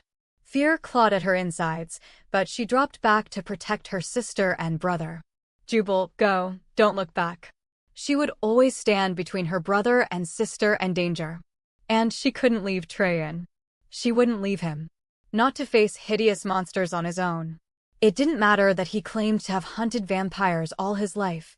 She was incapable of abandoning anyone to face danger alone. And somehow, Traian was connected to her. A part of her blood and bones. Of her heart and soul. She would stand with him. Jubal caught Gabrielle's hand and jerked her down the stairs in a race for their lives. Behind him, the thick slab of stone slid back into place, locking Joie in the cavern above them. She was grateful and relieved that her brother knew her well enough not to waste precious time arguing and that she could count on him to protect Gabrielle. Both her knives were gone. Joie always carried two, but she'd used both, one on the vampire feeding on Traian, the other in the eye of the pool. She kept a distance from Traian, giving him room to fight. She could taste fear in her mouth. She had no gun, no knife. "My 4th Dan black belt doesn't look too promising considering that those very nasty things have wicked-looking talons and mouths full of shark teeth. We could use a gun or two. Maybe a machine gun. Stay close to me. I want you where I can protect you. They can move the earth, rain down missiles from the ceiling. They will not fight in the way you expect." Traian had never really experienced gut-wrenching, bone-deep fear before. He had never had anything to lose. Now there was everything. A woman whose mind he walked in, whose body he didn't yet know intimately. I gathered that. For some reason her simple words made him relax, want to smile. Joie didn't panic easily. She didn't lack for courage, and she was committed to fighting with him.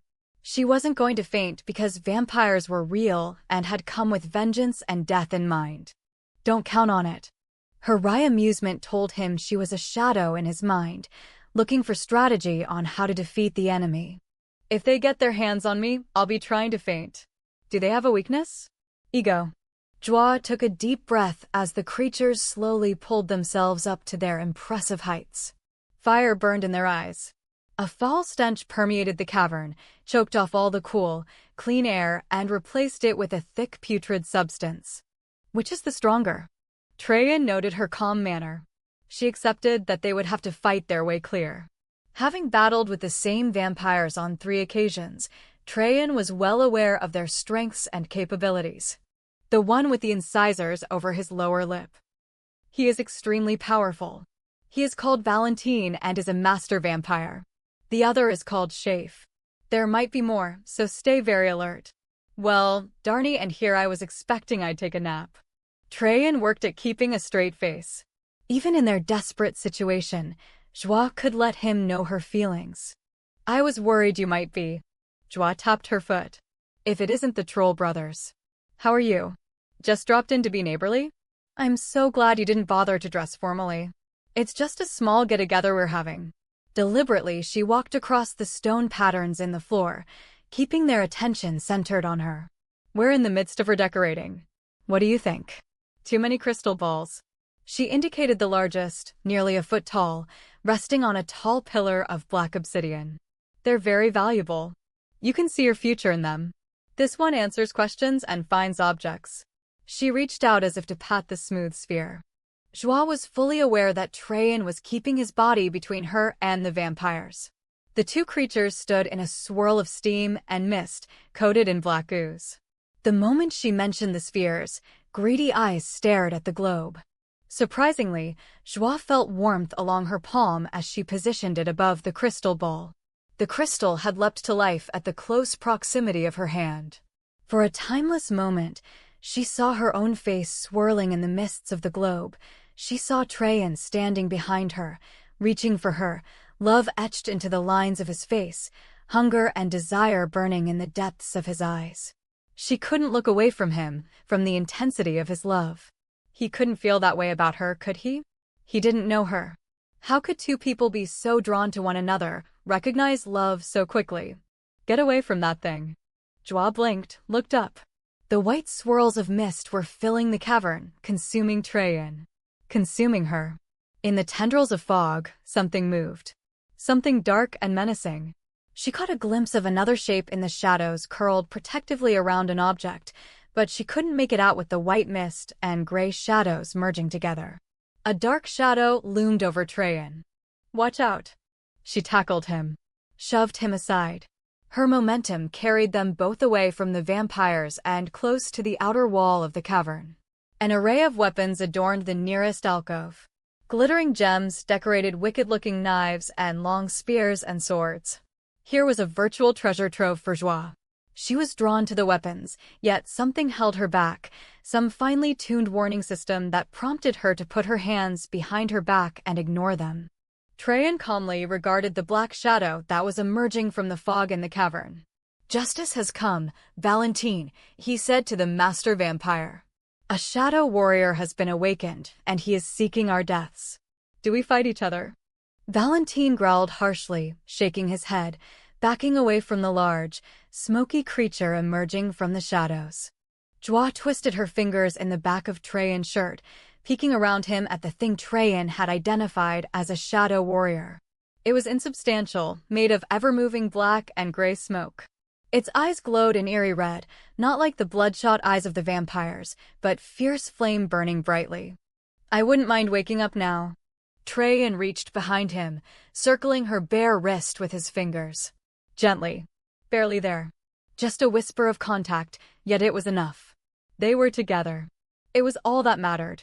He would shield her from the warrior, from the vampires. Can you get out of here by yourself?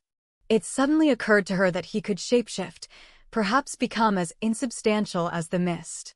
maybe even burrow through earth and ice as the vampires had done. The vampires dissolved, leaving behind a pool of black goo.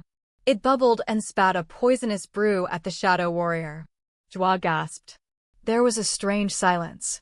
An icy blast of air cleared the stench from the chamber and pushed the smoky creature away from Traian and Joie. It matters little if I could. I would never leave you behind. His voice was reassuring. Calm. Steady. Confident. Jubal and Gabrielle are still in the caves. Jubal will be hurrying to find his way up toward an entrance. He's a good caver, but if they go after him, my brother and sister can't protect themselves from the vampires. Both vampires have remained in this room. They will not leave or move to give away their presence to the warrior. I do not sense any others close by. The shadow warrior has not attacked because we haven't touched anything. If we draw his attention to us or take something the wizards left behind, he will strike. Voices whispered, filled the chamber with temptation. Before she knew what she was doing, Joie's fingers were nearly curled around a knife with a wicked-looking curved blade. It called to her. Her palm itched to feel the weapon in her hand. She clenched her fist, resisting the temptation. The voices increased in strength. She glanced toward the spheres, saw them all active, the clear colors swirling with life, with deeper hues and sparkling gems. Traian caught both of her hands in his. Talk to me. Tell me about yourself. Everything you can think of. Look only at me. Look into my eyes. See me. Only me. His hands were much larger than hers, enveloping them. When she obediently tore her gaze from the jeweled daggers and knives, she was caught in the black depths of Traian's gaze. The world narrowed for her. Around them, smoke and mist drifted upward from the floor, creating a world in the clouds where voices muttered, the words in an ancient tongue, harsh, yet not foul, insistent, yet not commanding. Colors pulsed in the room, bright banners from the spheres, which were alive with heat and energy. Look only at me. Traian reiterated when she would have turned her head toward the pulsing lights. This is a trap. Think of me. Let me tell you who I am, what I need and want. I want to know everything about you and your family. Talk to me. Tell me who you really are, what you stand for. Tell me what you need and want. His voice was mesmerizing, tugging at her heart when she thought there should be only physical attraction. He was easily the sexiest man she'd ever encountered. They were in mortal danger.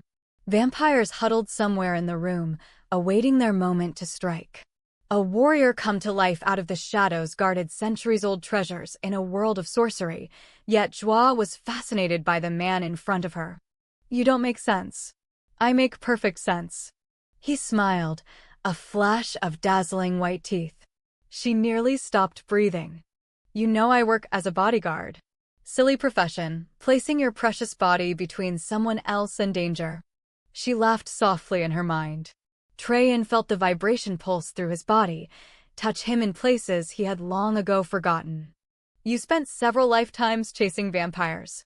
I'm catching very interesting memories in your mind, unless you spent all of your life watching Dracula movies. I think you've placed your precious and very sexy body between danger and people many times. And don't say you're a man and that it makes a difference. That would seriously annoy me. Growls of hatred mixed with the insidious whispers.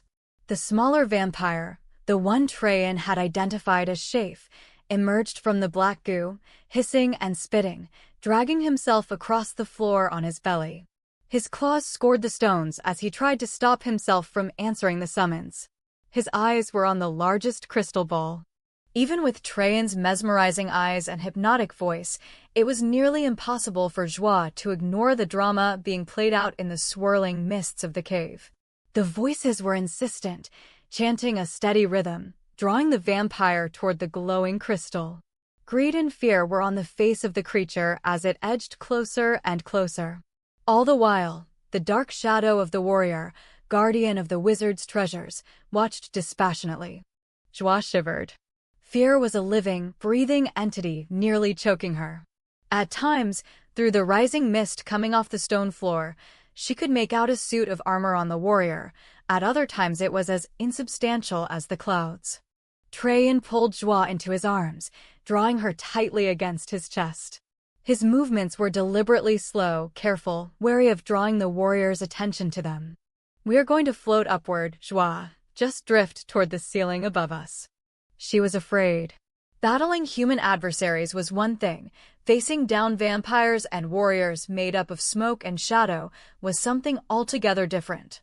She slid her palm up Traian's chest, the solid wall of flesh and blood reassuring her. Her arm curved around his neck. She locked her fingers there, fitting her body tightly against his. His much more masculine frame was hard like an oak tree. There was little give to the defined muscles beneath his skin. She felt her feet leave the ground and she closed her eyes, sending up a quick prayer. Traian watched the warrior. Colored lights pulsed through the cavern, lit the mist so that wraith-like creatures appeared to be moving within it. Ghosts of the wizards, lost so long ago. He tightened his arms around Joie. She fit perfectly to him, her mind comfortable in his, drawing knowledge and studying tactics. He could feel her there inside him, sharing his memories and gathering information on his battles with vampires, fully prepared to join him should there be need. More than anything else, he wanted her to know him as a man. He wanted time with her. He wanted to hear her laugh, to see warmth and acceptance in her eyes the way he had imagined during their long-distance chats. And he wanted her out of danger. Things were going to happen fast and ferociously. He focused on one thing: getting Joie to safety.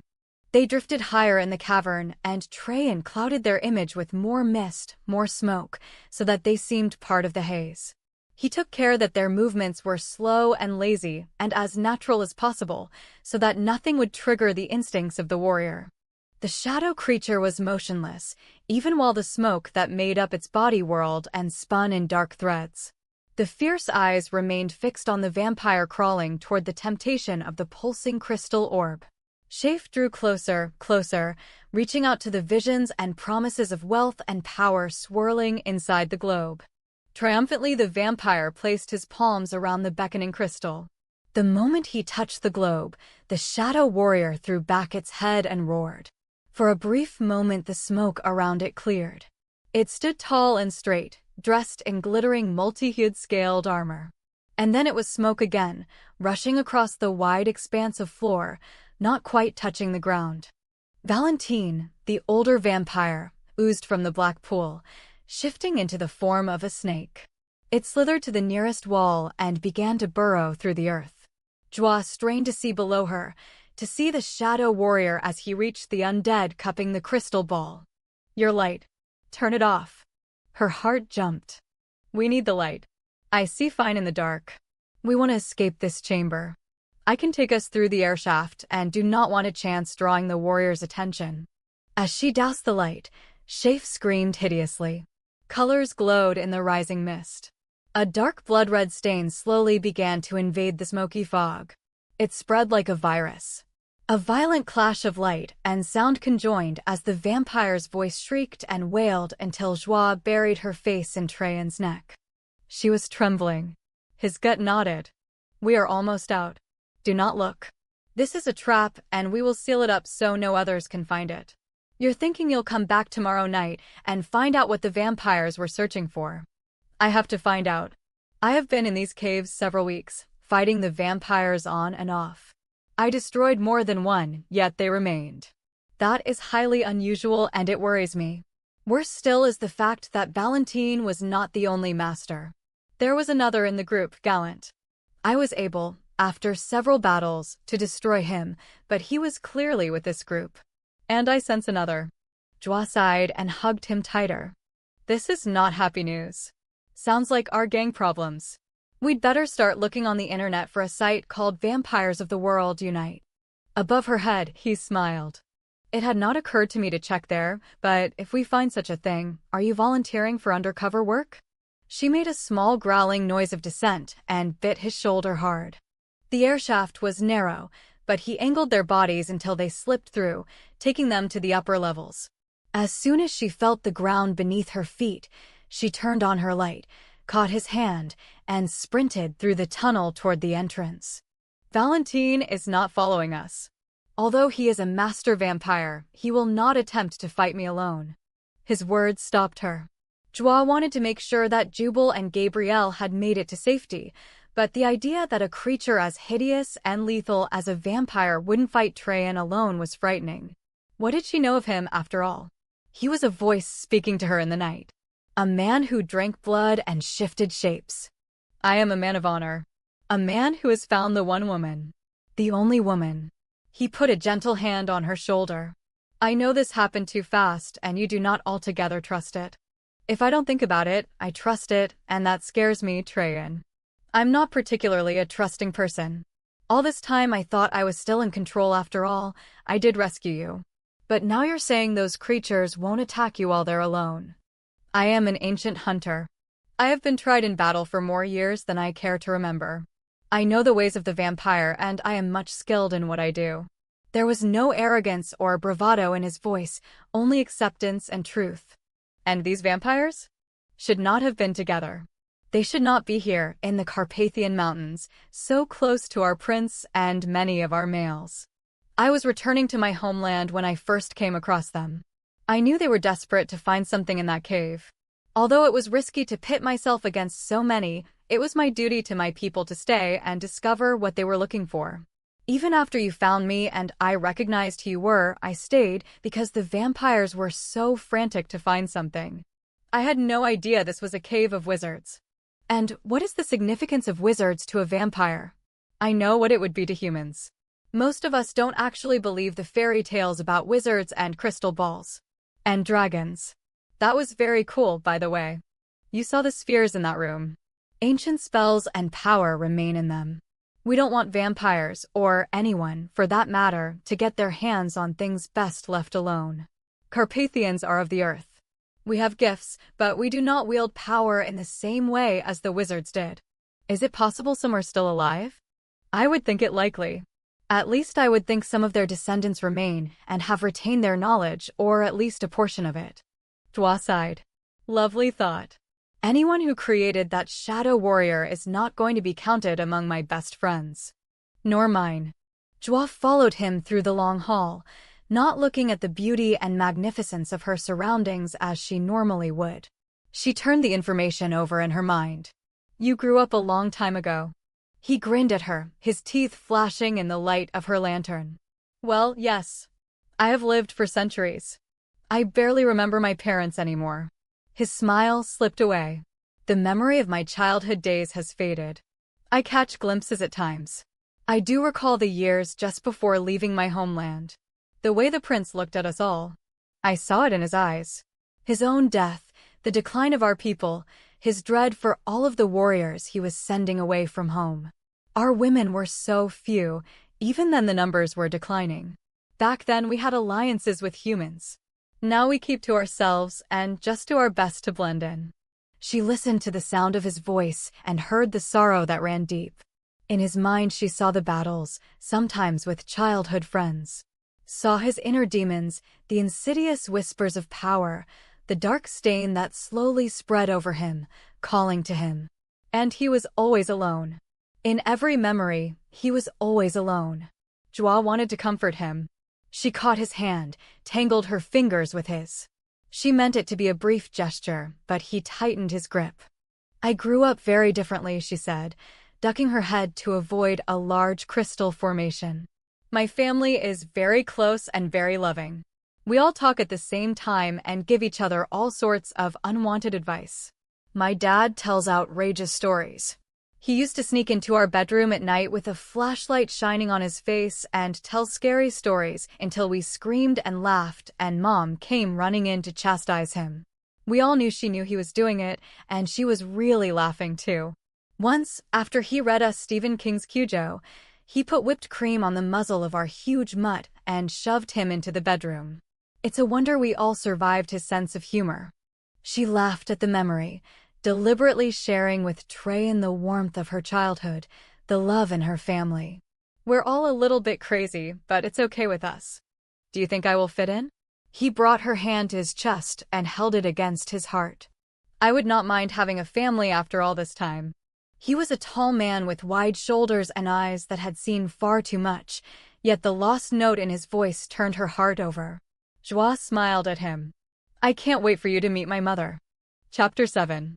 The night air was crisp and clean and so fresh, Joie gratefully dragged it deep into her lungs.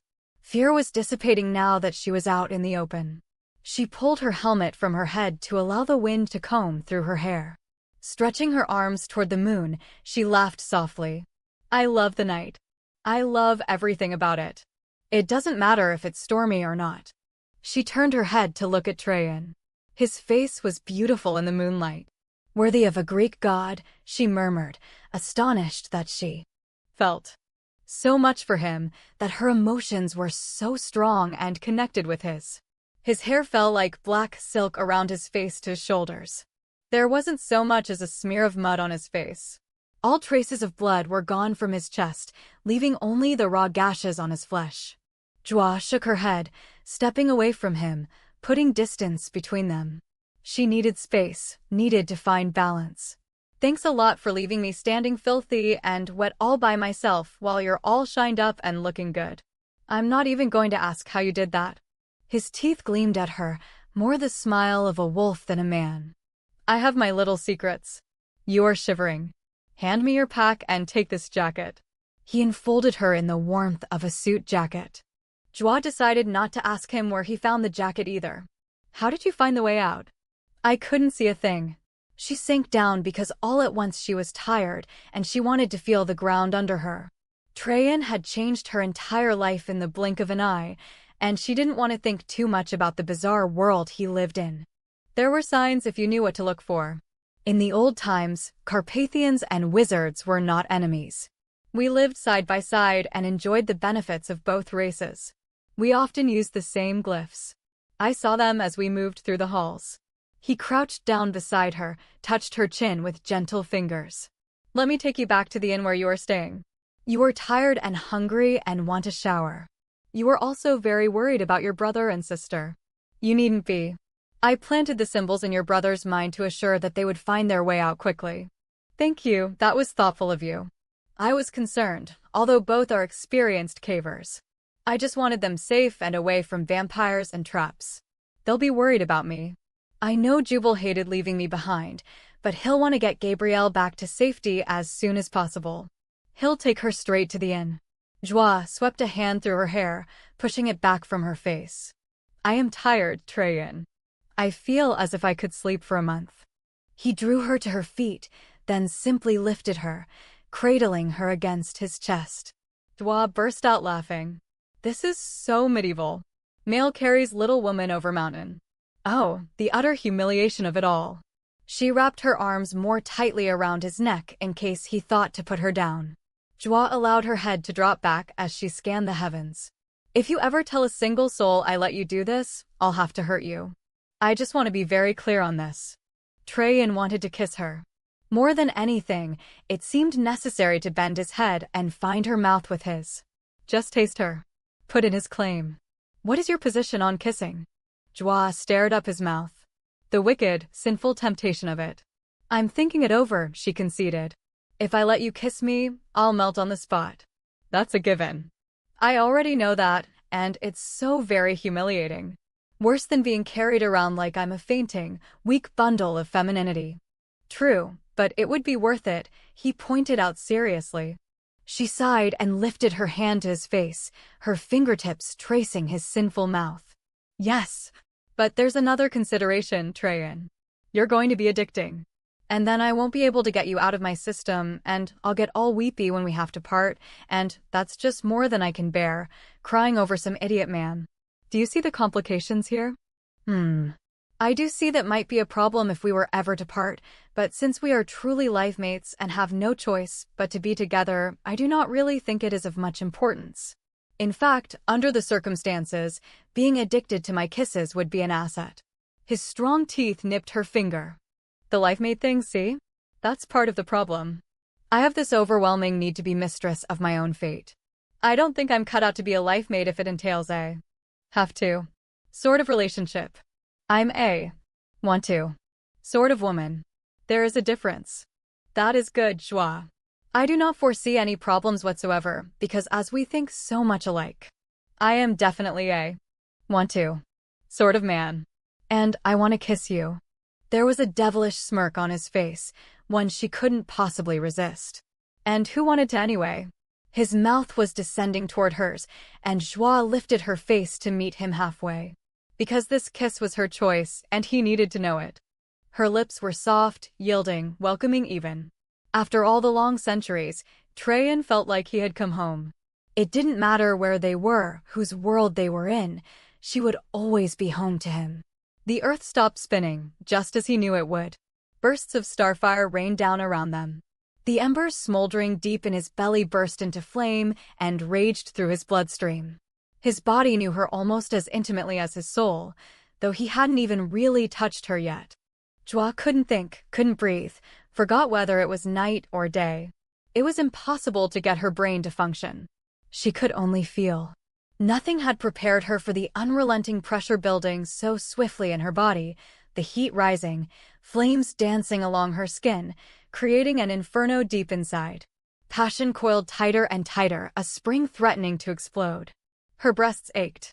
Her fingers found the silk of his hair, crushed the thick mass in her palm. "You shouldn't be able to do this to me," she whispered into his mouth. Into his heart. "I don't let anyone inside. I am already inside you." His lips took hers again, over and over, long, drugging kisses that shook them both.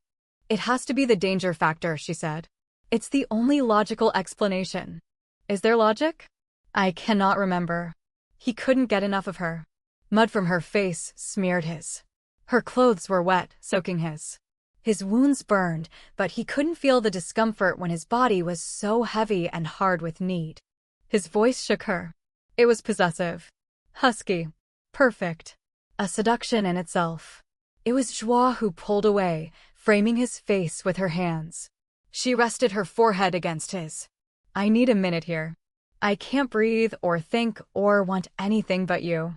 His mouth curved into a smile. "Is that supposed to stop me?" Her gray eyes studied every inch of his face. He could see her confusion. "Why do I feel like this? Does this make sense to you, Traian? I don't jump into relationships. All I can think about is having sex with you. Not just sex, wild, uninhibited sex." His smile widened. "I think kissing you is the best idea I have ever had." She couldn't help smiling back. He made her happy in a way she never had been. Complete when she hadn't known a part of her was missing. "Why you? You aren't even human. Your entire family has telepathic abilities. Are you certain? You are human?" Laughter spilled over. "Please don't ever ask my father that. He's outrageous, and he'll tell you some absolutely horrible and untrue tall tale, and we'll all be mortified." The raw affection in her voice told him her father's outrageous stories never really mortified her, and she loved the man very much. "That gives me hope. At least I know you plan on introducing me to your parents, but the list of do's and don'ts is growing." He bent his head to steal another kiss. "Hang on. I am about to take you flying." She made a noise somewhere between laughter and strangling. "Has it occurred to you I might be afraid of flying? You were engaged in astral projection the first time I laid eyes on you," he pointed out. "I thought it was drug-induced," she admitted. "I'd been experimenting, but I didn't really believe I was actually accomplishing it. I thought I just sort of hypnotized myself. I would never have been so open with you had I thought you were real." Joie turned her face up to the sky, her head cradled on his shoulder. "Then I am glad you thought you made me up. I think I will like your family very much. I have not had a family in so many years. The idea of one did not occur to me.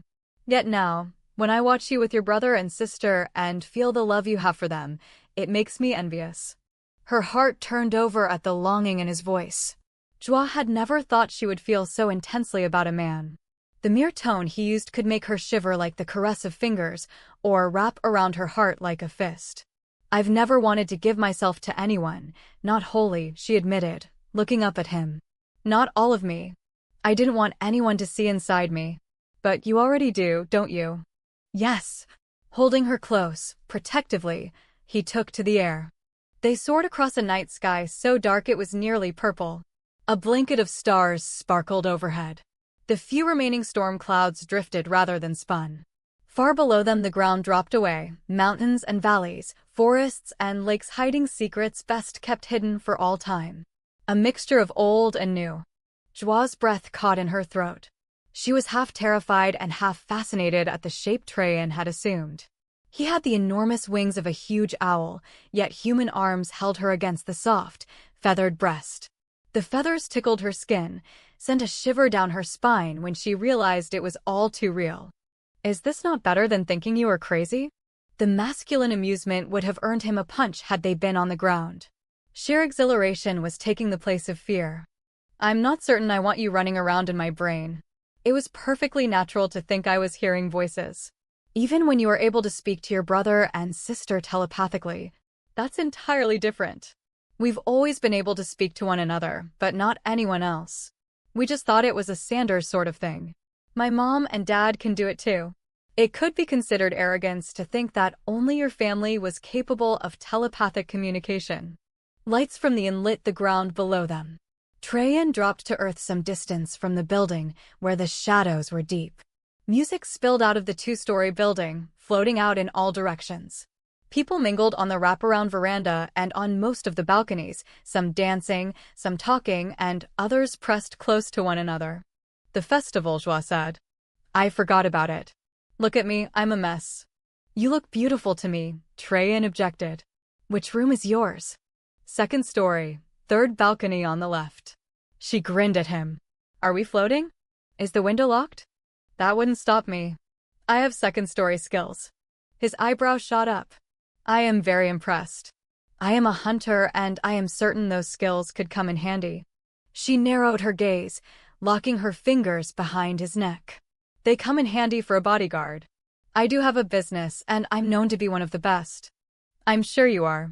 He took her into the sky fast, enjoying the way she clung to him, tightening her arms and gasping as he shot up. Don't you laugh at me. I'm not laughing. I can feel you laughing. You know, it isn't normal to fly through the sky. It is normal for me. The balcony floor felt solid beneath her feet. She let go of his neck immediately. Great, I would have to do this with 100 people around. They cannot see you. I have shielded us from their eyes.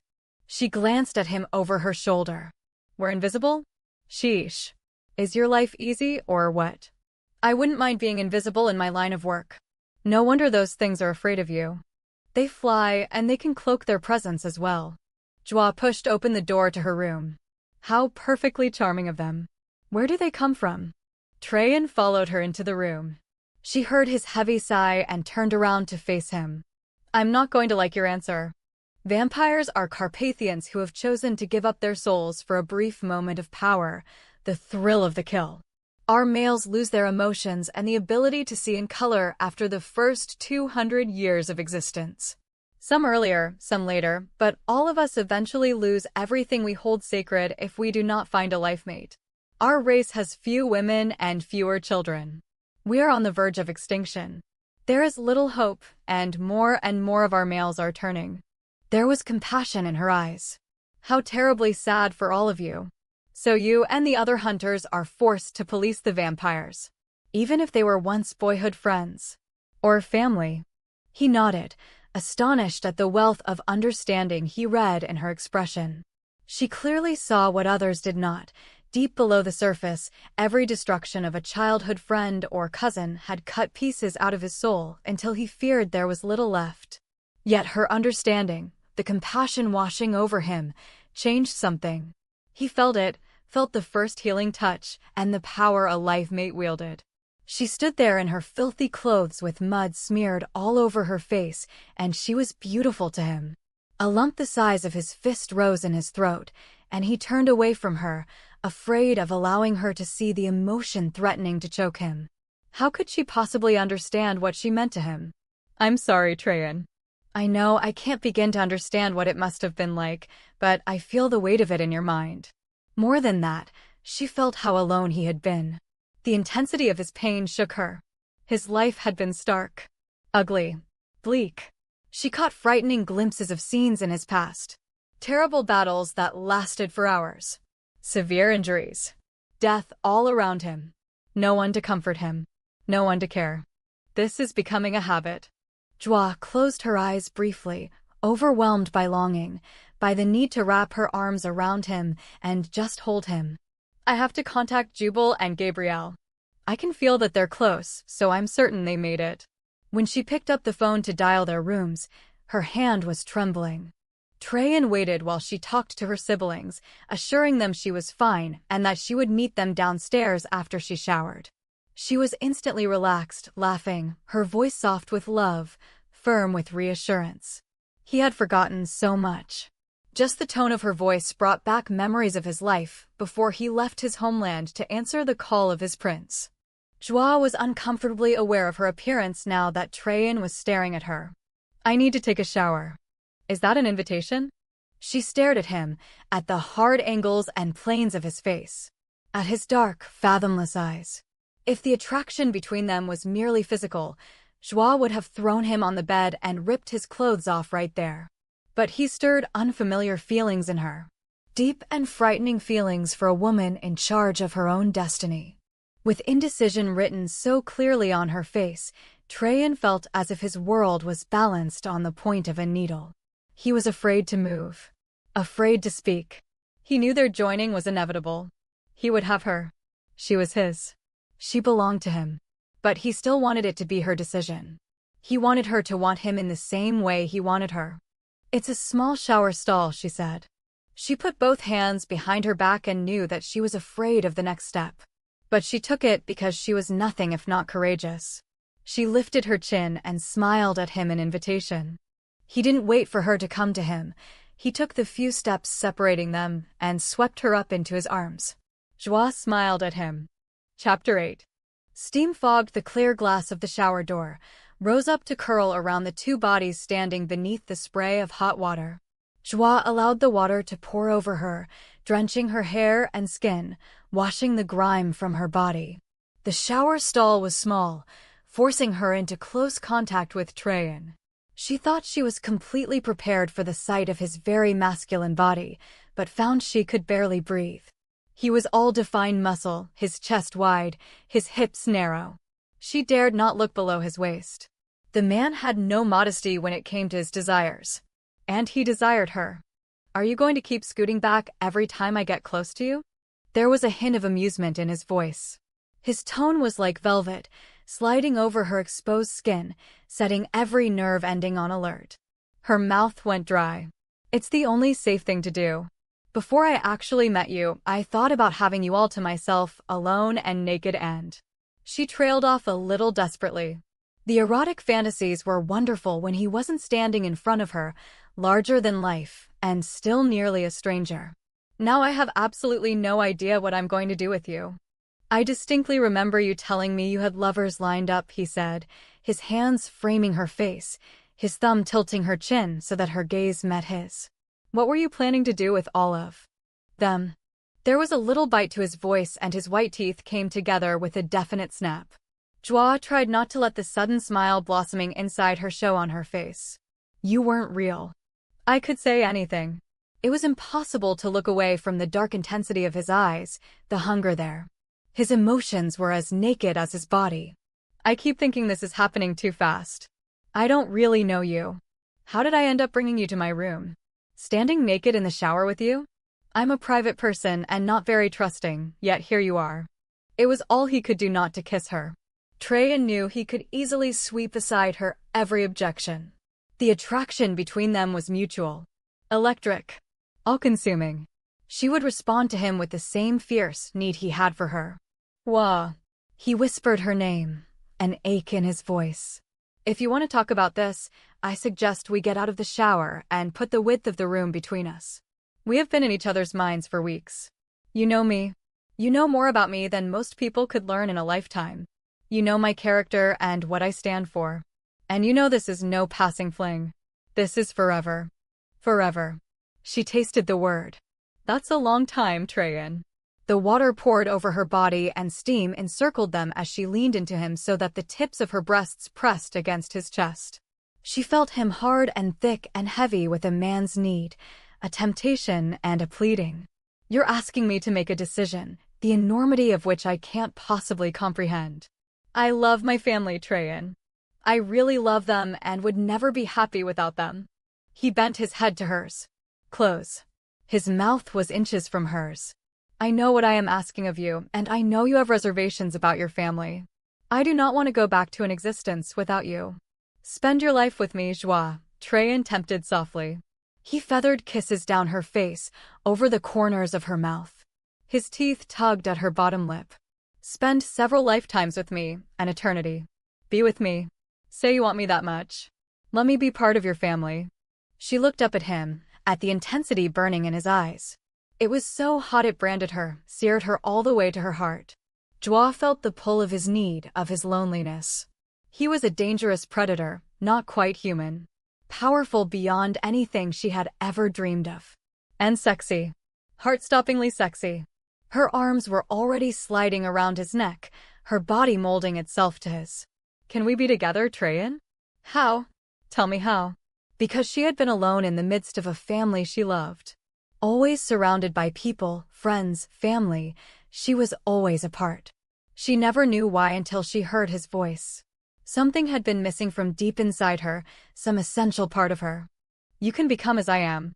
Still Joie, still part of your family, but with the gifts and vulnerabilities of my race. Or I can age as you age. My strength will weaken, and I will be more vulnerable to our enemies. It is your happiness that counts, Joie.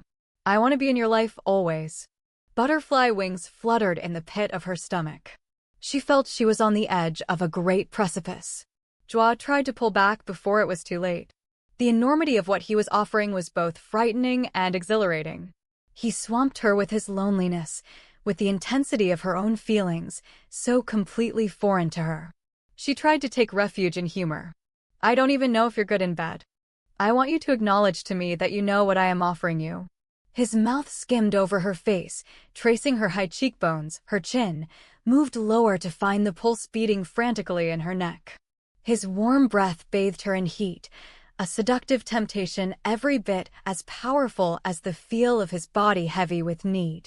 She was in his mind, saw the choices clearly. His teeth sinking deep, making her his, bringing her into his world. Or Traian staying with her as if he were human, aging along with her, his great strength slowly fading, always vulnerable to enemies. 2 choices. 2 worlds. Only a heartbeat of time to choose. She knew she needed to answer him, not because he demanded it, but because the intensity of her feeling for him was so strong. She needed to settle her future in her own mind. His teeth nipped her skin, his tongue swirled over the tiny ache. She felt the throb in her deepest core, the clenching of muscles aching for relief. Wah! He breathed her name again. I will love you to the end of your days. The water poured over her, heightening her sensitivity to pleasure. She heard the honesty in his voice. The purity. Joie tilted her head to the side to give him better access, closed her eyes in anticipation. She was certain. She might not understand why it was right, but she had never been sure. His teeth sank deep. White-hot pain pierced her body, giving way instantly to sheer ecstasy. Lightning flashed in her bloodstream, hot whips of pleasure tormenting her. Heat welled up, threatened to consume her. She held him to her, closer, moving her body enticingly. It should have frightened her, the way he fed on her, devoured her with a hungry, craving lust more sexual than anything else. Traian traced every line and curve, every hollow, etching her body in his memory, wanting the moment to last several lifetimes. The rush hit him hard, a sexual hunger mixed with a dark craving nearly uncontrollable. For centuries his appetite had been insatiable, a terrible hunger that could never be assuaged, but now her blood satisfied his inhuman need. But his sexuality remained unappeased. Hard and hot and heavy with desire. His tongue swept across the pinpricks on her skin. His lips traveled down to her breast. Ancient words beat in his head, words of a ritual imprinted on him before his birth. Once said, there was no going back. Traian and Joie would be bound for eternity. The small sound escaping from her throat only urged him on. His tongue teased and danced over her taut nipple, caught the droplets of water as they beaded on her skin. I claim you as my life mate. I belong to you. I offer my life for you. His hands shaped her body, slid up to cup her breasts. His face was dark, his gaze intent as he looked into her eyes. Joie felt a strange wrenching in the vicinity of her heart. A part of her tasted fear, wanted to cry out for him to stop, but another part embraced his words, understood the importance of each promise uttered. Her hands slipped over his chest, and she leaned forward to taste his skin, her teeth nipping his chest directly over his heart. She had never been a biter, but something urged her to sink her teeth deep, to connect them together. She swirled her tongue over his heavy muscles. She was killing him.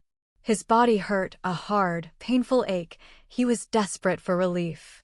I give to you my protection, my allegiance, my heart, my soul, and my body. I take into my keeping the same that is yours. Your life, happiness, and welfare will be cherished and placed above my own for all time. You're my life mate, bound to me for all eternity and always in my care. The words spilled out of him, the Carpathian ritual marriage as old as time. He felt thousands of tiny threads binding them together as they were meant to be joined. He caught her chin in his hand, lifted her face to his, finding her lips almost blindly, wanting to devour her. She opened her mouth to him, melted into him. Traian caught her up in his arms, kissing her wildly, and carried her to the bed, cradling her in his lap so that his heavy erection pressed tightly against her buttocks. He whispered softly in his language, a strong command, even as his fingernail lengthened and he drew a line over his chest. Joie kissed his throat, her lips drifting down his neck, unerringly finding his chest and the gash there. A hot flame burst inside him, a firestorm of emotion and sensation. The back of her head fit into his palm as he held her to him, encouraging her to make the exchange. Heat poured through his body. He burned for her, his body hard and painful with need, even as pleasure swept through him. Traian shifted, lowering Joie to the comforter, following her down so as not to break the connection between them. When he was certain she had taken enough for a true exchange, he whispered the command to halt and closed the wound himself. At once his mouth was on hers, stealing her breath, giving her his own. Joie couldn't remember how she ended up beneath him, his hips wedged between her legs. His hands were everywhere, stroking, caressing, inciting. There wasn't an inch of her skin that he didn't explore. She heard her own strangled cry as his fingers sank deep inside her, felt her muscles clench tightly around him. Ready. Waiting. Desperate for his invasion. Her fingers caught at his hips, pulling him to her in a frantic attempt to find relief. She had never wanted or needed anything more than to feel his body deep inside hers. Traian, certain she was ready for him, pinned her hips and thrust into her in one long, deep stroke. She gasped with pleasure, arched upward toward him, meeting him thrust for thrust. He cried out, unable to stay silent as he surged into her. She was a silken glide of fire and velvet as her feminine sheath gripped him tightly. Joie clung to him, unable to do much more than hold on, lifting her body eagerly to meet his as he drove harder and deeper, merging them together in a fiery tango that she wanted to go on forever. They were skin to skin. Their hearts beat with the same wild rhythm. The air crackled with electricity, and sparks leapt from nerve ending to nerve ending. The pressure built and built until she thought she might have to scream with the joy exploding through her. Then she felt him in her mind. Felt the sensations in his body, the gathering of a great force, much like a volcano. Hot. Thick. An inferno of desire and hunger mixed with intense emotion and pure lust. He filled her with flames and heat, an outpouring of pressure building from his toes to the top of his head.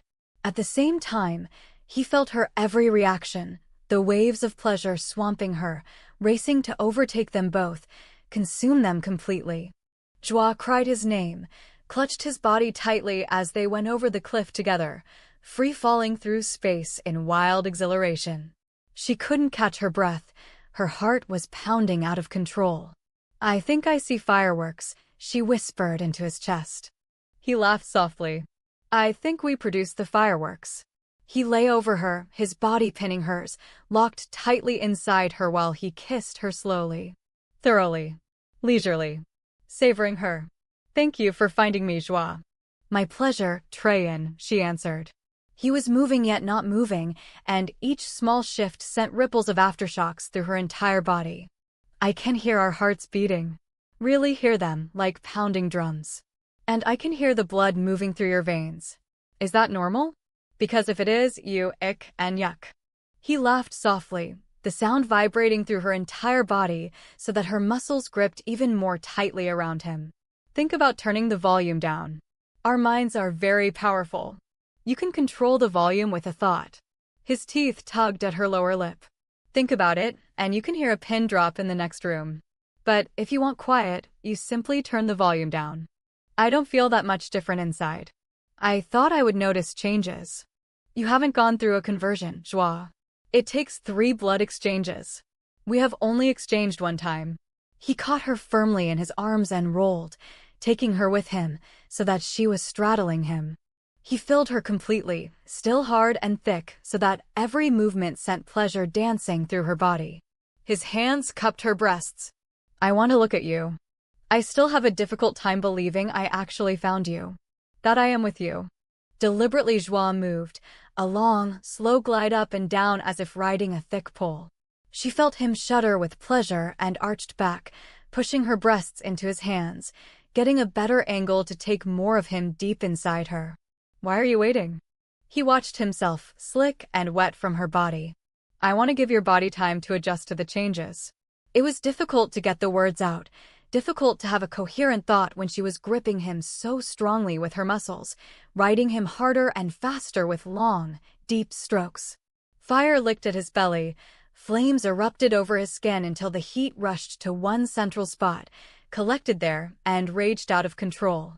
He let the sexual ecstasy wash over him, through him, take possession of him, all the while watching the glide of her body, the way her muscles moved beneath her skin, the way her breasts pushed into his palms and her nipples teased and tempted him.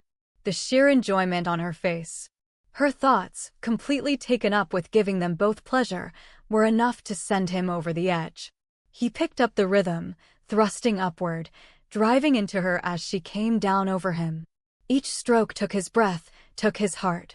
Her body caressed his. Was wet and hot and tight. Brought him to the brink and left him wanting more. He felt her muscles contract, grip, squeeze, and grip until they both went up in flames together. Joie lay beside him, unable to move, wanting to laugh with joy. Her fingers found his, tangled, and held on. She believed in living life to the fullest, but she had always thought she would do so alone. For the first time in her life, she felt complete and utter satisfaction. Complete and utter peace. I feel exactly the same way, Traian said. I cannot help wondering, if you had been the Carpathian and I the human with a beloved family, would I have been as trusting as you have been? You cannot know what your faith and trust mean to me. Joie turned her head, a mischievous grin on her face. I decided I liked flying and the shapeshifting would be cool. And if you do something so silly as to cheat on me or run off with someone else, I'm very good with a knife. He raised an eyebrow. I thought you would be worried about giving up food. It does smell good. I have even sampled some from time to time. No one said anything about giving up food. She eyed him with suspicion. There are certain things women can't do without, Traian. Chocolate at certain times of the month is essential to health. Not necessarily my health, but the health of all males in the vicinity. I'm not giving up chocolate, not even for great sex. He propped himself up on one elbow, the pad of his finger tracing a circle around her breast. Chocolate is that important, is it? Essential. Absolutely essential. That's non-negotiably. What kind of chocolate must you have? Dark chocolate, of course. Is there any other kind? He dipped his head to pull her breast into his mouth, suckling strongly just to feel her reaction. His tongue swirled over her nipple before he kissed her. His kiss was long and slow and thorough. When he lifted his head, he laughed softly at her expression. She stared up at him, bemused, one hand touching her lips in wonder where the taste of dark chocolate melting in her mouth was very real. How did you do that? You need and I provide, that is how it works. I believe you wanted to see your brother and sister tonight. She allowed him to pull her up. Anytime? You can do that anytime? Wow. I think I'm going to like this life mate business. Traian laughed, hardly able to believe the happiness blossoming inside him. Hardly daring to believe Joie was real. Chapter 9. Joie stood in the doorway of the lounge, her gaze scanning the crowd as she always did, getting a feel for the throng, picking out the ones most likely to cause trouble and the ones who might be interested in more than they should. She noted a tall, dark-haired man in the corner who looked up when she walked in with Traian. He quickly glanced away from them, taking a sudden interest in his drink, but she could tell he was watching them carefully. A second man drew her interest. He sat in one of the high-backed chairs near the fire, a newspaper in his hands. He was short and slender and wore reading glasses. He was looking over the top of the thick rims at Gabrielle. Jubal turned and waved to Joie. Gabrielle looked up, gave a glad cry, and rushed toward her. Joie prepared herself to be practically bowled over as her sister embraced her, hugging her joyfully. Over Gabrielle's shoulder, she noted the man in the glasses looking past her to Traian. Recognition flickered across his face, and he carefully folded the newspaper and laid it on the small table in front of him before rising. Traian, Joie warned. She set Gabrielle gently to her side and just a little behind her. Traian scanned the room, was slightly shocked when he realized the slender man was human yet seemed to recognize who and what Traian was. Moreover, he was expecting Traian, had come to the inn in the hope of finding him.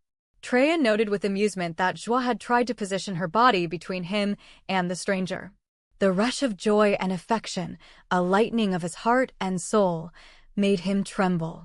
He couldn't remember if anyone in his long lifetime had worried about him or tried to protect him. That small gesture meant the world to him. Behind it was her faith in him.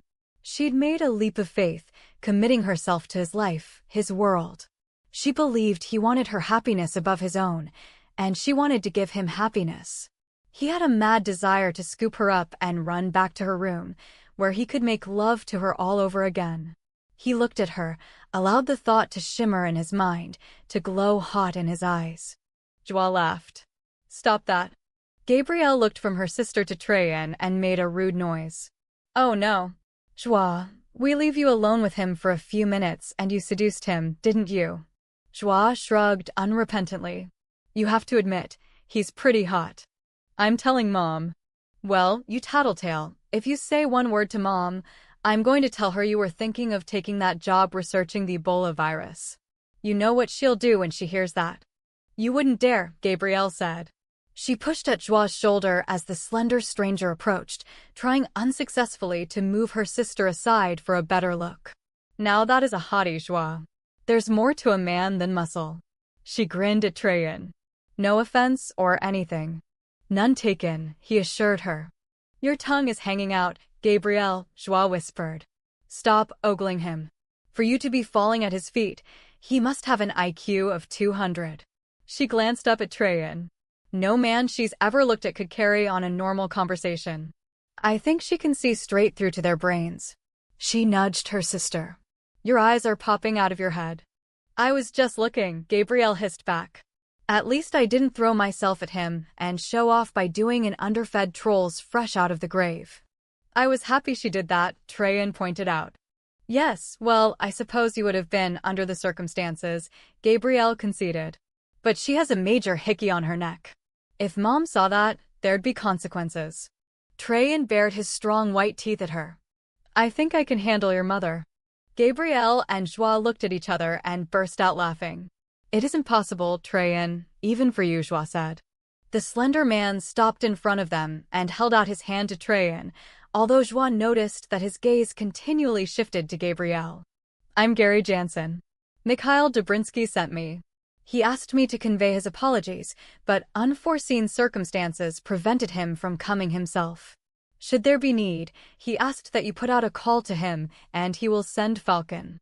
Mikhail's brother is in Italy at this time, so I was sent to gather the information and aid you in any way I can.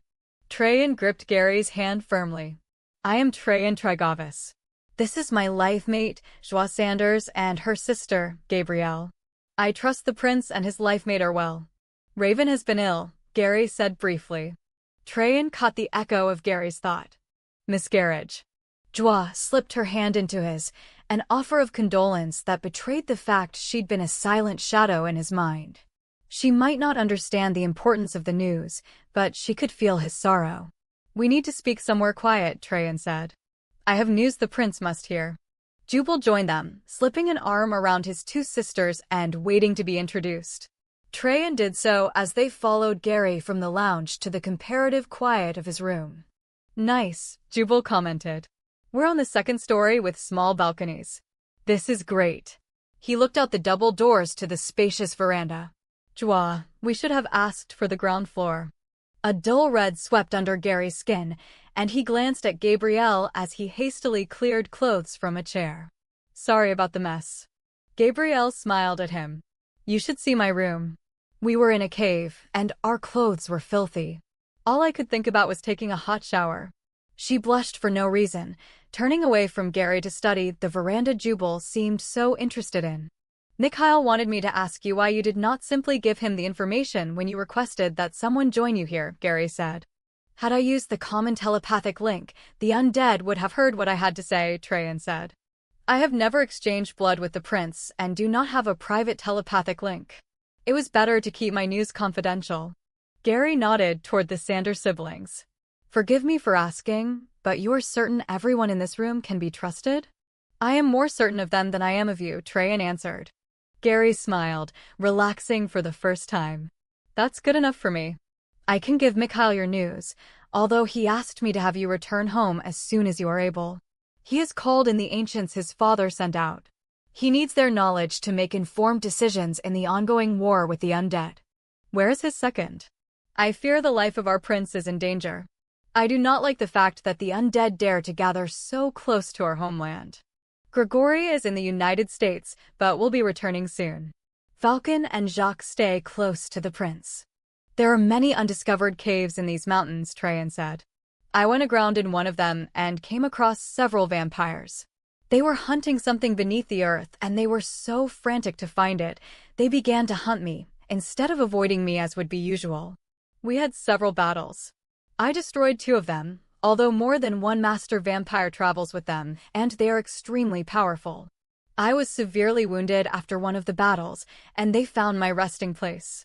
Instead of killing me, they decided to use my blood so they could continue searching. Joie and her brother and sister found us. Joie killed one of the vampires." "Sort of," Joie corrected when Gary looked at her with admiration. "The darn thing fried my favorite knife. Traian had to incinerate it before it was really gone." "He isn't like you, Traian. He's human. Few humans are trusted with the knowledge he has of our people. He must be much respected for Mikhail to send him to me." "Vampires are very difficult to kill," Gary said, "and with even one master vampire in the vicinity, it is too dangerous to engage in battle." He rubbed the bridge of his nose. "I'm a biochemist, not a hunter, but I've seen the results of what the vampire can do to humans. It's terrifying." Gabrielle shuddered visibly.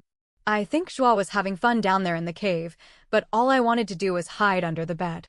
And I kept thinking about viruses and touching all those microorganisms down there." She made a face. "I think I'll leave vampire hunting to the experts. If I never see or hear of another one, I'll be happy." Joie grinned at her. "And here I was planning on making it my new career." "That's not funny, Joie," Jubal said. "What you do is bad enough. You give us all gray hair. You stay away from those things." "How did you get involved with all of this?" Gabrielle asked Gary curiously. He looked sheepish. "I actually developed a compound to paralyze the system of Carpathians, thinking, of course, they were vampires. The compound was twisted into a poison and used to torture and dissect whomever the Human Society of Vampire Hunters deemed one of the undead. When I tried to expose them and rescue one of their victims, I met Grigory." He shrugged his shoulders. "I can't describe Grigory or what meeting him was like, but it changed my life. The society would like to see me dead, so as a protection, Grigory brought me here to help with research. I like it here and have developed strong friendships, so I stay." "Who is Grigory?" There was so much respect in Gary's voice, Joie was curious. "He is second to the prince. A great hunter and healer. He is live mate to the daughter of the prince." Joie looked up at Traian. "I can see the Carpathians have a complex society. Why didn't we know of its existence until now? We take great care to blend into the human world. It has been our way for centuries and has worked well for us. Unfortunately, our race is on the verge of extinction. Traian gathered Joie to him. Without life mates, we will not survive. Life mates, Jubal echoed. We mate for life. Once a male finds the woman who is his other half, he binds her to him, as you do with a marriage ceremony. If she is a human and does not live fully in our world, it can be very difficult. Life mates cannot be parted for long periods of time. We have a strong telepathic link and must touch each other's minds frequently, or one begins to grieve for the other. As Carpathians cannot walk fully in the human world, it is usually best for the human to walk in our world, Traian explained. Jubal and Gabrielle exchanged a long, apprehensive look. What exactly does that entail? Jubal Joie protested. No, Joie, I want to know what he's talking about. Jubal didn't look at his sister, but rather at Traian. Man to man. Expecting an answer. Demanding one. Joie has consented to come fully into my world, Jubal, Traian said, his voice low and without inflection. I will protect her and watch over her and see to her happiness at all times. The conversion will not take her from your family. She would never be happy apart from you. I hope you and your sister and your parents will be able to accept me into your world, your family, the way I know my people will accept Joie into mine. Jubal swore softly and turned away from them to stare out into the night. Joie, did you think this through? Do you know what he's asking of you? Joie went to her brother, put her arms around him. I've never felt as if I truly belonged, Jubal. I accepted that I was different, and yes, I've been happy because I like the work I do and I love my family dearly, but I want more than that. Traian offered me more, and I grabbed the opportunity with both hands. Do you hear what he's saying to you? This isn't like a human marriage, Joie, where you can walk away if things don't work out. Traian stood beside Joie, his fingers laced with hers. Life mates not only want to be together, Jubal, they need to be. They find a way to work things out. A male Carpathian knows what makes his life mate happy and does everything within his power to do it for her. And it works both ways. We always have telepathic communication open to us, so, in a sense, we are used to living in each other's heads. I know that is a big adjustment to make, and I am doing my best to give Joie as much space as she needs. But she is already learning quickly. It's what I want, Jubal Joie said. Be happy for me. I know you, Joie. You aren't going to be satisfied sitting on the sidelines while vampires are hanging around. You're going to go save the world. Joie couldn't lie to her brother. Probably. On the other hand, I have no intention of giving up my business. I thought Traian might work with me. This is where it is necessary for you to have faith in me, Jubal, Traian said. I cannot allow anything to happen to Joie. Jubal laughed without humor. You don't know Joie if you think you're going to be protecting her. More than likely, it will be the other way around. Forgive me for butting in, but I've been around the Carpathian race for some time now, Gary said. Traian is an ancient Carpathian male. He is far more powerful than you can imagine. They do not allow their women to come to any harm. But then you haven't met someone like Joie before, Jubal pointed out. She's the guardian of the world. Stop picking on me, Jubal. At least I go after people, not little organisms that you can't see and can't do anything about. Hey now, Gabrielle objected, don't turn the spotlight on me. A small smile curved Traian's mouth. I think you are misjudging me because of our first meeting when I was being held prisoner. I have survived countless battles with the undead, Jubal. A master vampire is every bit as powerful as our greatest hunter. He looked at Gary. Mikhail should know they are traveling in packs, and I have heard disturbing rumors that they are planning something. I also believe it is important to discover whatever it is they are seeking. Vampires always seek power. They would never waste time working the way they are unless it resulted in more power. Gary nodded. I'll tell him. I'll be returning to the cave just before sundown tomorrow. I hope to surprise them before they rise. In any case, I will do my best to discover what they seek. Why just before sundown? Jubal asked curiously. I am weak and vulnerable while the sun is high, Traian admitted without hesitation. The vampire is also at his most vulnerable. If I rise before them, I may be able to destroy them before they regain their strength. Well, of course I'm going with you, Joie said.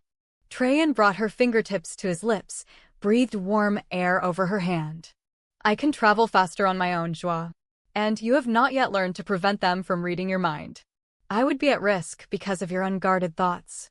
Joie's gaze flickered to Gary. The man nodded. They are adept at reading our thoughts and even controlling us.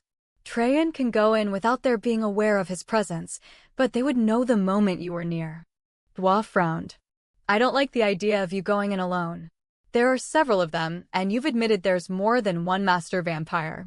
I might be able to help. Could you block them from reading my thoughts? Probably, but the more tasks I have to perform, the more energy I expend. I have to go in fast and hard and get out the same way. Jubal immediately stepped to his sister's side. What if we were nearby, waiting just in case you run into trouble, he suggested. Gabrielle nodded. I think that would be best, Traian. We might not be able to incinerate the things, but we can slow them down for you. Traian looked at the three of them. Family. Solidarity. Jubal and Gabrielle might not agree with Joie's choice. They might be afraid for her. But when it counted, they stood with her. He bent his head and kissed Joie right in front of them. It was that or humiliate himself with tears shimmering in his eyes. As it was, a lump threatened to choke him. Thank you for letting me be a part of your family, Joie. They are wonderful. He looked at Jubal. I appreciate the offer, but it is safer for me if you are here, a distance away where the undead cannot perceive a threat to them. Should I have need, I will contact Joie immediately. He looked at Gary over their heads, and the prince's messenger nodded carefully. He would watch over Traian's life mate and family. A matter of honor in the Carpathian world. Chapter 10. Joie was dreaming of a hot, moist mouth pulling strongly at her breast, of hands stroking her body, of lips traveling down her bare skin to her navel, swirling kisses and teasing bites over her stomach. Hands on her thighs, tugging her legs apart. She was already damp with invitation. She opened her eyes as the waves of sensation burst through her like a gift. The wealth of Traian's silky dark hair slid over her skin, the sight more erotic than she had ever imagined. His fingers moved inside her, found secret ways to shimmer fire through her veins. And then his tongue took the place of his hands, stabbing deep, tasting and teasing and stroking her until she was crying with joy and her body no longer belonged to her. Wave after wave, orgasm after orgasm rippled through her body, so that she bucked and jumped as he held her firmly, his mouth devouring her, claiming her, feeding her sheer pleasure. She clenched her fists in his hair, holding on while she took the wild ride, while the earth moved and her body shattered into fragments. He took possession of her then, kneeling above her, dragging her hips to him, thrusting deep with powerful strokes while she came over and over in a mind-numbing climax that seemed endless. He was everywhere, in her body, in her mind, their hearts beating in the same rhythm. She could feel the intensity of his emotions, a tidal wave of longing and love, of absolute need and hunger, of caring and loyalty, far more than she could understand, but real all the same. Joie clung to him as his body rode out the storm of roiling emotions, each thrust deeper and harder in a fierce, possessive joining. Thunder roared in his ears, lightning sang in his blood, fire raged in his belly until the conflagration merged together at the core of his body. Her feminine sheath was fiery hot, tight and velvet soft, the friction an unbelievable sensation. He tilted her hips, wanting her to take all of him, wanting to crawl inside her body, his home, his sanctuary after several lifetimes of loneliness. He wanted to give her the world, wanted her body to feel the same flames of passion and pleasure as she ignited in him. He felt her muscles clench around him, the gathering of a great force. He threw back his head, allowed his body to explode with volcanic intensity, thrusting deep, taking her with him, holding her close as they burst into sunlight, the only time he could ever embrace such a thing. He shifted her in his arms, pressed her body to the length of his. "Never go away," he whispered in her ear. "Never leave me to face the endless years alone." Joie caught his face between her hands, brushed back the long silk of her hair, and stared up at him. At the lines etched into his beautiful masculine features, put there by battles and years of knowledge of foul things walking the earth, put there by sheer loneliness. I want you always, Traian. We'll find our way together. He leaned toward her, kissing her gently, with exquisite tenderness, with the overwhelming love in his heart that he couldn't quite put into words, but tried to show by worshipping her with his body. He kissed her over and over, long, drugging kisses, his body locked deep inside hers, his hands tunneling in her hair. His mouth roamed over her throat, down to her breast, found her heart unerringly. Joie felt the swirl of his tongue, and her heart leapt in anticipation. Her body tightened around his.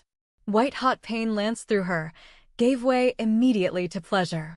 She cradled his head to her while he fed, while his body moved slowly and erotically deep within her. The sensation was unlike anything she'd ever experienced. She writhed helplessly beneath him, arching her hips up to meet him, her breasts aching and full with need. When his hand cupped the weight of one breast, his thumb sliding over the top peak of her nipple, she pressed his head closer to her, offering more. Traian swept his tongue across the pinpricks, tasted the temptation of her breast before finding her mouth to share the taste of their life's essence. He took his time, his tongue thoroughly exploring her mouth, teasing and dancing and mating with hers. Come into my world, Joie. Another step closer. This time she was locked in a dreamy haze, aware of his body sensations as she moved restlessly, wantonly under him. As her mouth moved against his chest, taking his precious gift, his fingers stroked her throat, her breast. His body thickened inside her, moved with greater force and purpose. She felt the flames, hot and white and pure, burning in his veins, pulsing through him. She should have been horrified, but she wasn't. She was overjoyed to be able to bring him such pleasure, so much happiness. She wanted to be fully in his world, and she wanted so much more. She moved more aggressively until he was surging into her with strength and power, until she felt the gathering of every nerve ending, every muscle, and the flow of blood, until they soared together higher than ever. I want more time with you. I want to touch your body and know it the way you know mine. I want to see the things you've seen and make you feel the way you've made me feel. We have time, he said. All the things you fantasize about, all the things that matter to you, we have time for everything. Very gently, he stopped her feeding, closing the wound in his chest. He laid her on the bed, his hands gentle, loving, stroking her bare skin while he brought her fully out of the enthrallment. I have to go, Joie. We've slept all day and it's almost sunset. I have to find the master vampire before he rises. Do you have an idea where to look? She traced his face, his mouth with her fingertips. I hope he did not leave the cave. They were so reluctant to leave it before, but we had not discovered the wizard's traps. It is a dangerous place to be, even for the undead. Maybe especially for the undead. Promise me that you'll contact me if you run into any trouble. She looked him straight in the eye, insisting on the truth. You are my life mate, Joie. If I run into trouble, you will know. He bent his head to kiss her. Slowly, lingering over it, pouring his heart and soul into it. Just that fast, Traian was gone. Joie lay on the sheets, staring up at the ceiling, her heart pounding in fear. He was gone, slipping out through the window, a cloud of vapor streaming into the air. It wasn't yet sunset, but she felt as if the sun had gone down on her world. It is only the effects of our connection. I am with you. Feel with your mind as a Carpathian must. It takes time to learn our ways, I know, but I cannot have you suffering grief when I am alive and well and able to reach out to you. Determined to combat her sorrow, Joie sat up. It is amazing how strong the feeling is. And it is a little frightening to think that emotion is stronger than logic. I know where you are, yet I still have such a need to touch you. It makes no sense. And it didn't. Joie considered herself a very logical woman. She didn't like this out-of-control feeling, a dark dread that stole her good sense and her ability to reason. She lifted her chin. There were changes taking place in her body and mind, but that didn't mean she would give in to melancholy. I'll be perfectly fine, Traian. You worry about yourself. I'll hang with Jubal and Gabrielle while you're gone. And Gary. He knows both the undead and my people. Stay close to him. Joie did the mental equivalent of rolling her eyes. As if, Traian, you're going to have to get over your outdated attitude toward women. It must be your age. That man needs protection. He lives in another world, just like Gabriel. I can see it in him. He's more at home in a lab than fighting vampires. But he knows vampires. Stay close to him. You might have mentioned your archaic attitude and your stubbornness when you were being so blasted charming this morning. His soft laughter echoed through her head, and then he slipped out of her mind, leaving her feeling bereft. Determined not to give in to the strange reaction to their separation, Joie took a long, hot shower. It was nearly impossible to stand beneath the cascading water without thinking of Traian, but she concentrated on figuring out how to tell her parents that she was essentially married. Gabrielle stuck her head in the bathroom. Hurry up. Jubal and I are getting tired of waiting for you too. And you'd better not be doing anything perverted in that tiny little shower stall. She sounded more hopeful than anything else. How did you get into my room, you peeping Tom? Joie threw a wet washcloth with deadly accuracy. It was locked. Gabrielle squealed when the cloth hit her square in the face. I'm picking up your bad habits. Are you in there alone? Because I don't want to see any naked bodies. Traian already went back to the cave. If he wasn't so drop-dead gorgeous, I'd be afraid he was a troll. He likes to be underground so much. What are you going to tell Mom and Dad? This time there was glee in Gabrielle's voice. I've been rehearsing, Joie admitted. She emerged from the stall, wrapped in a bath sheet. It has occurred to me to lie to them. And I thought you preferred skinny men. I saw you ogling Gary last night. I don't ogle, Gabrielle sniffed indignantly. I never ogle. I just thought he was rather on the cute side. She sighed heavily. Oh, to be model thin and beautiful. Joie glared at her. You are beautiful, you idiot. You're just crazy. Is Jubal hanging out in the bedroom? Because I need my clothes. I'll get you something presentable. Gabrielle disappeared. Joie heard her giggle. Gabrielle never did anything so undignified as to giggle. Unashamed, Joie found she could hear just by consciously thinking about it. Gary had joined her brother and sister in her bedroom. Joie stalked to the door. Hello. I hate to remind you all, but I'm stuck here, naked in the bathroom. Vacate or toss me some clothes. Jubal groaned. You are so sick, Joie. I didn't need that visual. Gary, you ought to try having a couple of sisters bent on tormenting you. They gang up on me like you wouldn't believe. Gabrielle blew him a kiss. We keep your life from being extraordinarily dull and boring. Joie caught the bundle of clothes her sister tossed inside the bathroom. Thanks for remembering me. I remembered. It just didn't seem all that important. Gary stood up when Joie entered the room. Traian left already, I take it? I figured he'd rise as early as possible. There were clouds blocking the sunlight. They sometimes arrange the weather to protect their sensitive eyes. He smiled at Joie. He wants me to get you to drink some juice this evening. Joie pressed a hand to her stomach. I don't think that's going to happen, but I'm sure Gabrielle and Jubal are hungry. Starved, Jubal agreed instantly. I thought Joie was going to sleep forever. You'll get used to the different hours they keep, Gary said. I work in the lab and forget the time myself. If I'm on to something promising, I don't seem to need sleep. I'm the same way, Gabrielle said. Sometimes I look up and it's 2 days later. She exchanged a long smile of complete understanding with Gary.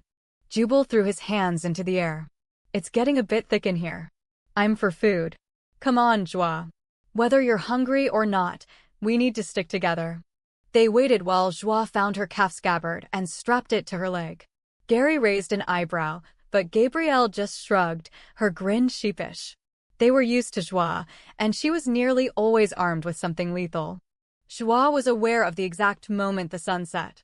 She didn't see the orange and red hues, but in the midst of the laughing conversation going on around her, she simply knew. She felt the sudden shuddering of the earth as the vampires rose. Her heart leapt in fear. Traian. She reached out to him, touched him, felt his immediate reassurance. He had not discovered the resting places of the vampires. They had not gone to ground in the cave of the wizards. Wah. Gabrielle touched her hand. Are you all right? Joie looked across the table at her and managed a smile. I just wish I was with him. She didn't need to say his name. A dark shadow passed over the inn, moving fast, so that for a moment silence fell in the dining room and people looked at one another uneasily. Gary reacted instantly. He caught Gabrielle's wrist, rising so fast his chair fell backward. "Come with me right now." He tugged Gabrielle to her feet and began to weave his way through the tables, dragging her with him. Jubal looked at his meal with regret as Joie smacked the back of his head. "It might be your last meal if you don't move it," she cautioned. "It might be my last meal anyway," he groused. But he was on his feet and rushing after Gary and Gabrielle. "Call him back, Joie," Gary ordered over his shoulder. "Call Traian and get him back here. We don't have much time." Joie didn't hesitate. There was too much urgency in Gary's voice. "Traian, they're here. The undead are here at the inn. Gary says it's urgent that you return as quickly as possible. Do as Gary says. He will know what to do until I am able to return. They cannot get their hands on any of you. Go for the heart if you have to defend yourself. They often inject poison into the bloodstream, and they are great deceivers and shapeshifters. But ego is their weakness. One of their few weaknesses." Gary shoved open the door to his room. "Quick, get inside and stuff everything you can find in the cracks around the doors and windows." He tossed Gabrielle shirts as he hurried to the door leading to the veranda. "We'll have to hole up in here. They'll try to call us out, using compulsion. Jubal, there's a small CD player on the desk. Pick some obnoxious music from the collection and turn it up loud. Very loud." Joie locked the doors behind her and shoved the dresser against it. The keyhole. Gabrielle stuffed something in that as well. If vampires could do what she had seen Traian do, stream through tiny spaces as vapor, she didn't see how they were going to keep them out. "So why are they here?" "Most likely because you are," Gary answered. "The surest way to bring a Carpathian male out into the open is to go after his life mate. They'll want one of you to invite them in. If you hear a voice talking sweetly, it is a deceiver. Put cotton in your ears. Put your hands over your ears. Do anything to keep from listening. If one of you observes another going to the door or even talking, inviting someone into the room, stop him, even if it means knocking him out." Shadows passed across the window, moving back and forth as if searching for something. The wind picked up so that the tree branches scraped against the inn with a sickening screech. Clouds spun and boiled, casting hideous apparitions across the moon. A stain spread across the sky, slowly blotting out the stars, creeping insidiously until nearly all light was extinguished. The wind howled against the windows, slammed into the veranda door, carried with it voices. Soft, cunning, sweet, and enticing. Pleading voices. Cries for help. A woman called out just beyond the door, begging for entrance, her voice rising on the wind. "Wah." Gabrielle looked to her sister for guidance. Gary was close to her, and he put his arm around her protectively. "Traian will be here soon. We can hold out until then." Jubal cranked up the CD player so that it blared loudly. Something grabbed the door handle and shook it so hard, the door rattled and splintered. Joie leapt to place her body between the door and her brother and sister. "Gary, get them out of here," Joie ordered. "Believe me, we're safer inside this room than anywhere else right now.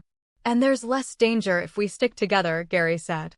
He took up a position at her side. "Jubal, watch the windows. If you see anything that looks like smoke or fog trying to get in through a crack, you have to stuff in a shirt, the blankets, anything at all to keep it out." The door was struck again from outside, hard enough to shake the frame. Gabrielle clapped her hand over her mouth to keep from crying out. "You can't come in," Gary said, not raising his voice. "You have not been invited and you can't gain entrance into this room." Maniacal laughter greeted Gary's calm words. A great weight thudded against the door and began a steady pushing. The wood began to bulge inward. Chapter 11. In the shape of an owl, Traian streaked across the darkened sky. Joie had no hope of fighting off a master vampire, even with Gary's vast knowledge of the undead. The most they could hope for was to delay the vampires until he arrived. The wind increased in speed so that gusts hurled branches and twigs into the air like missiles.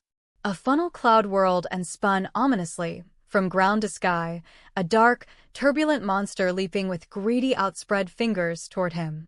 He flew into an invisible barrier, hit the obstacle hard, and plummeted toward the ground below. The black mass stretched wide, forming a ghastly head with a gaping mouth and long, bony arms, reaching for the body of the owl as it tumbled toward the ground. Traian shifted into dark droplets of vapor, merging with the black mass, spreading thin to avoid detection. The tornado dropped from the heavens as if it had never been, leaving behind an eerie calm and a clear sky. A tangle of silver fell from the tree branches, a fine, solid blanket of woven strands. Traian was already shifting again, landing in a crouch on the ground. The silver hit his arm but slid off, landing inches from his feet.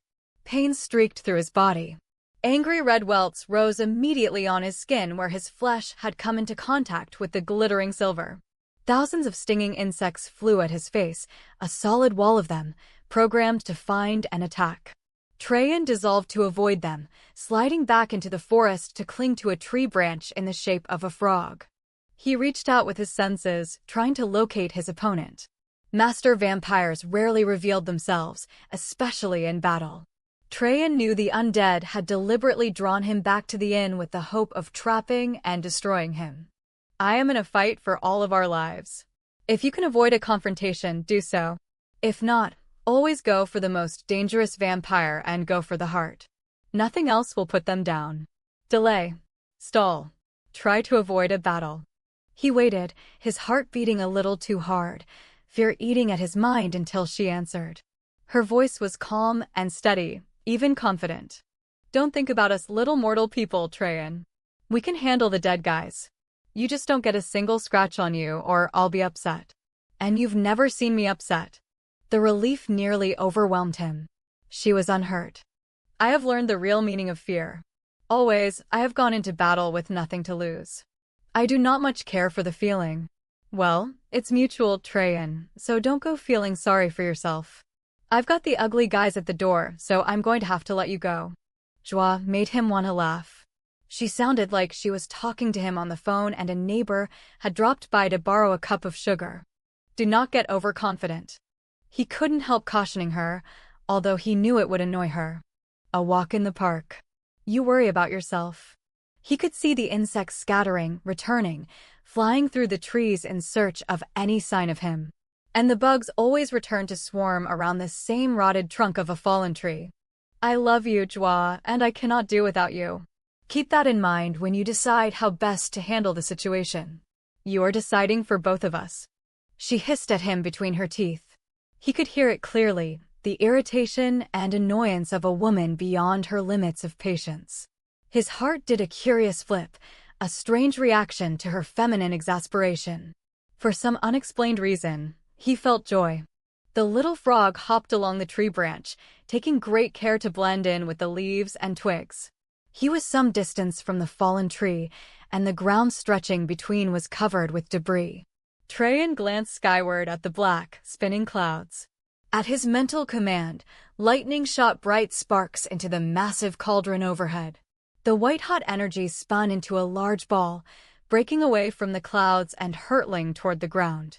The air crackled with electricity. Traian leapt from the branch, shape-shifting into his true form, his hands directing the spinning threads of energy, launching the ball as he melted back into the trees. The sphere slammed into the center of the rotten trunk, carving a blackened hole as it went all the way through to hit the ground, forming a deep crater. White whips sizzled and crackled inside the depression.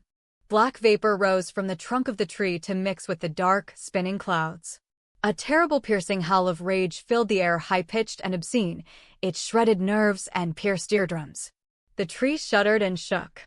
Grass and leaves shriveled. The sound bounced from ground to cloud with the force of a clap of thunder.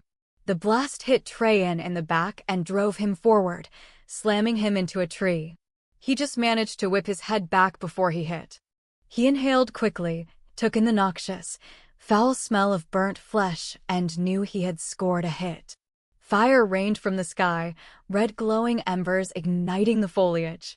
Hungry flames licked at the grass and leaves, raced up the trees with glee. Traian spread out his arms, gave a command, and the clouds burst open, pouring sheets of water on the rising flames. The sky overhead was black with smoke and whirling clouds. It was impossible to tell where the vampire was. He was experienced enough not to give away his presence by blank spots in the air. He chose to blend into the chaos of his surroundings, sidestepping further battles now that he was wounded. Traian tried one last tactic, knowing the vampire would disappear for many years, avoiding all contacts with hunters in order to survive. There was one last chance to call him into the open, and Traian used it, risking revealing his position to send a summons into the night. His call was pure and commanding, his voice that of an ancient in full power ordering the vampire to ground.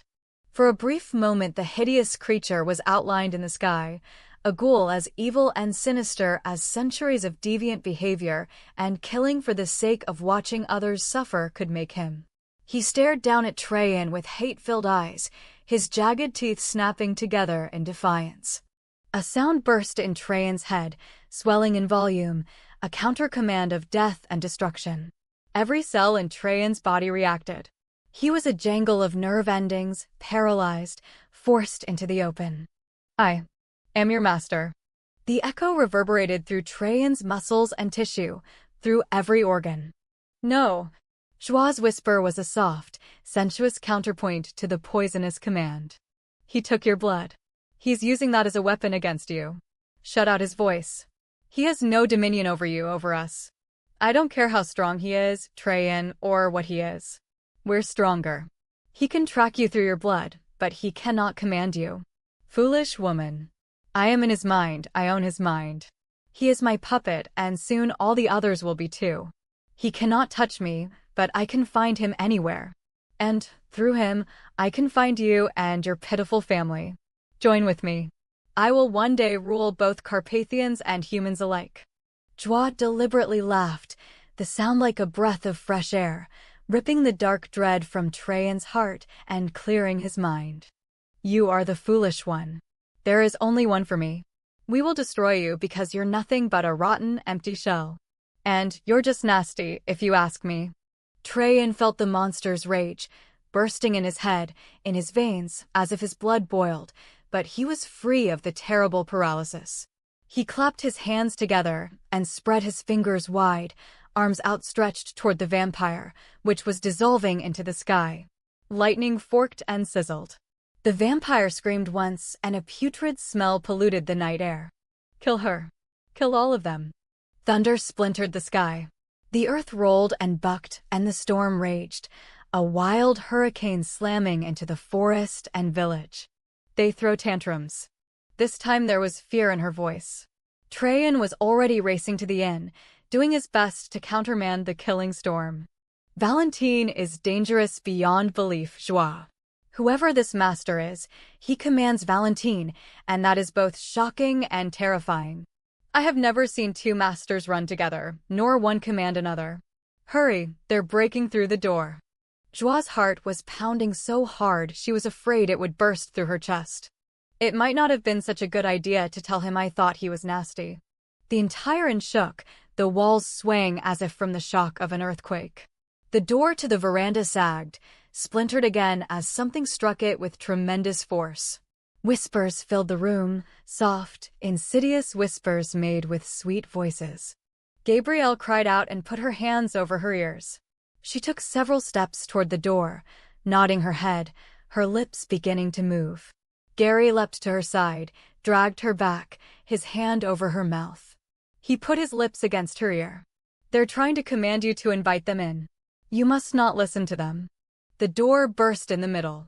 A black swarm of insects flew into the room with the rain and wind. The dense cloud of stinging bugs attacked exposed flesh, biting viciously. Gary threw a blanket over Gabrielle's head, wrapping her face and arms to protect her from the worst of the bites. Jubal cursed and beat at his face and neck in a frantic attempt to keep the insects off him.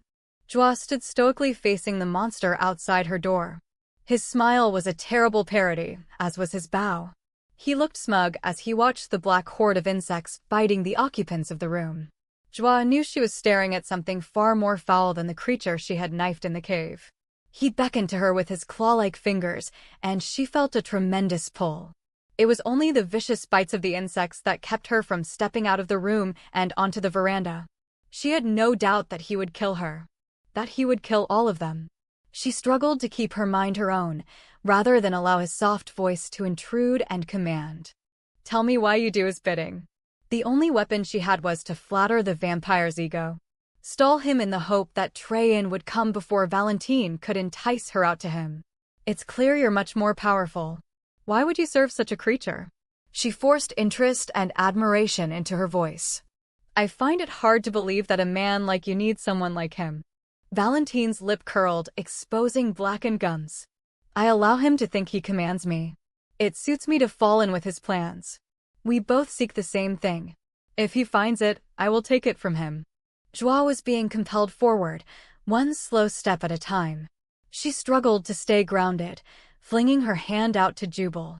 Her brother's fingers tightened over hers instantly, gripping her without hesitation. Of course you'll take it. He's a fool to think he can treat you with so little respect. I've been all over the world and have never encountered a man as powerful as you. She tried to interject a flirty note in her voice, but her acting skills didn't stretch that far. You should lead them all. Everyone would benefit from your knowledge. In spite of Jubal's restraining hand, she was jerked another step forward. Joie felt like a puppet on a string.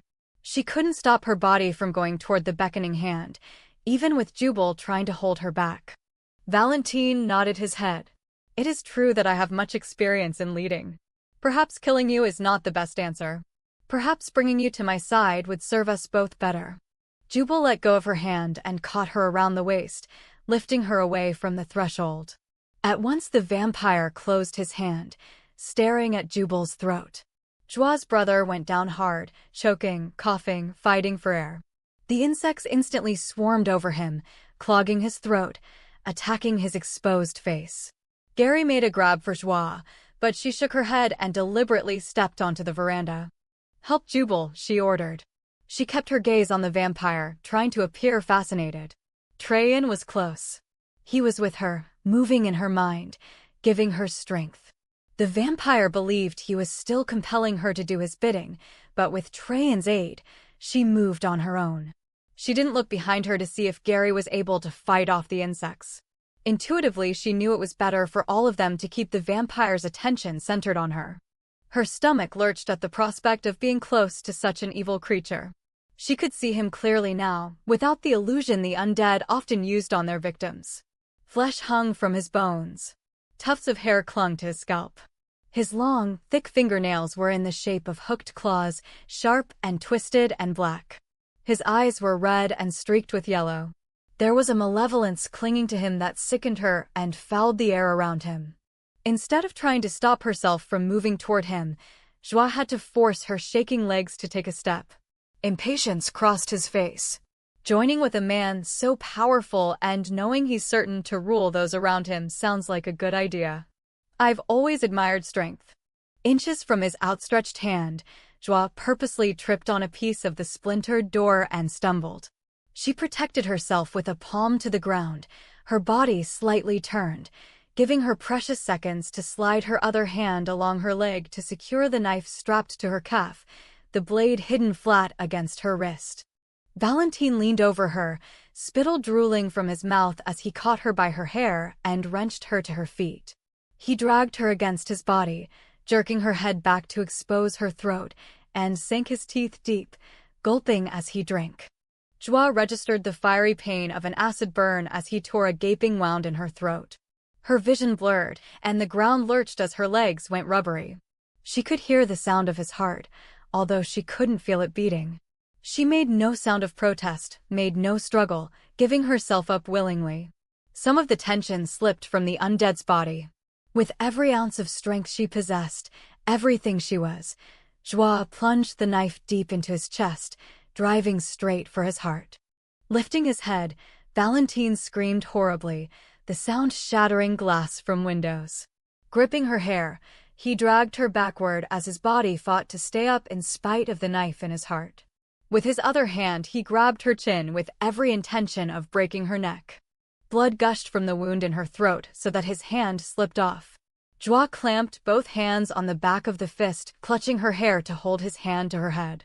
Dropping low, she spun around and stood up fast, snapping bones in his hand. He howled as he let her go, raking at her with poison-tipped talons.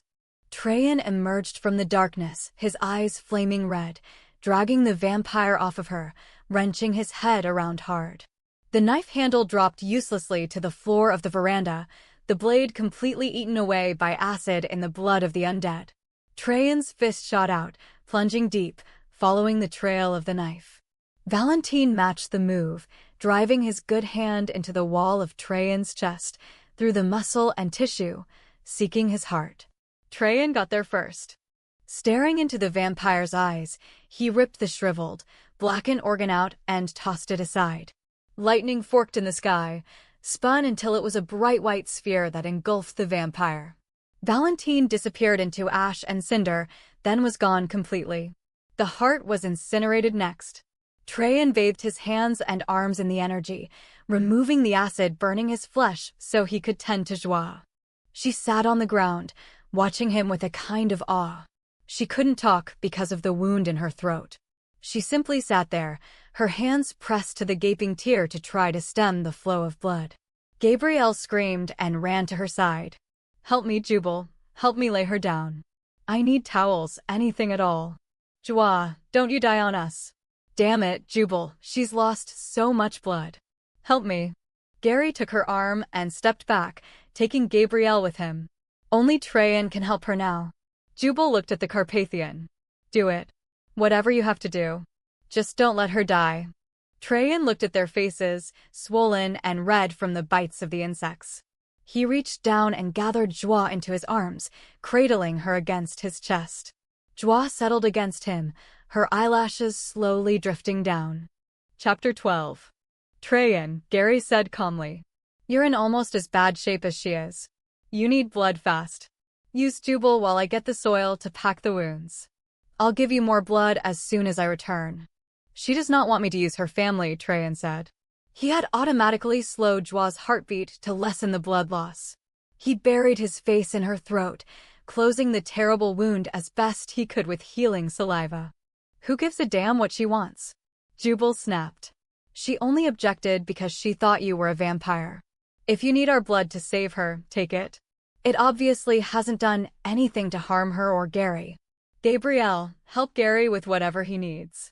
The garden has rich soil," Traian instructed. He stood for one moment, the lines on his face deep, his chest ripped open, weariness and fear mixed with a turbulent rage in his eyes. Then he leapt to the second-story balcony above them and hurried along the banisters until he found Joie's room. Jubal took the stairs, streaking through the halls to burst into his sister's room. Flinging the door closed, he approached the bed where she lay.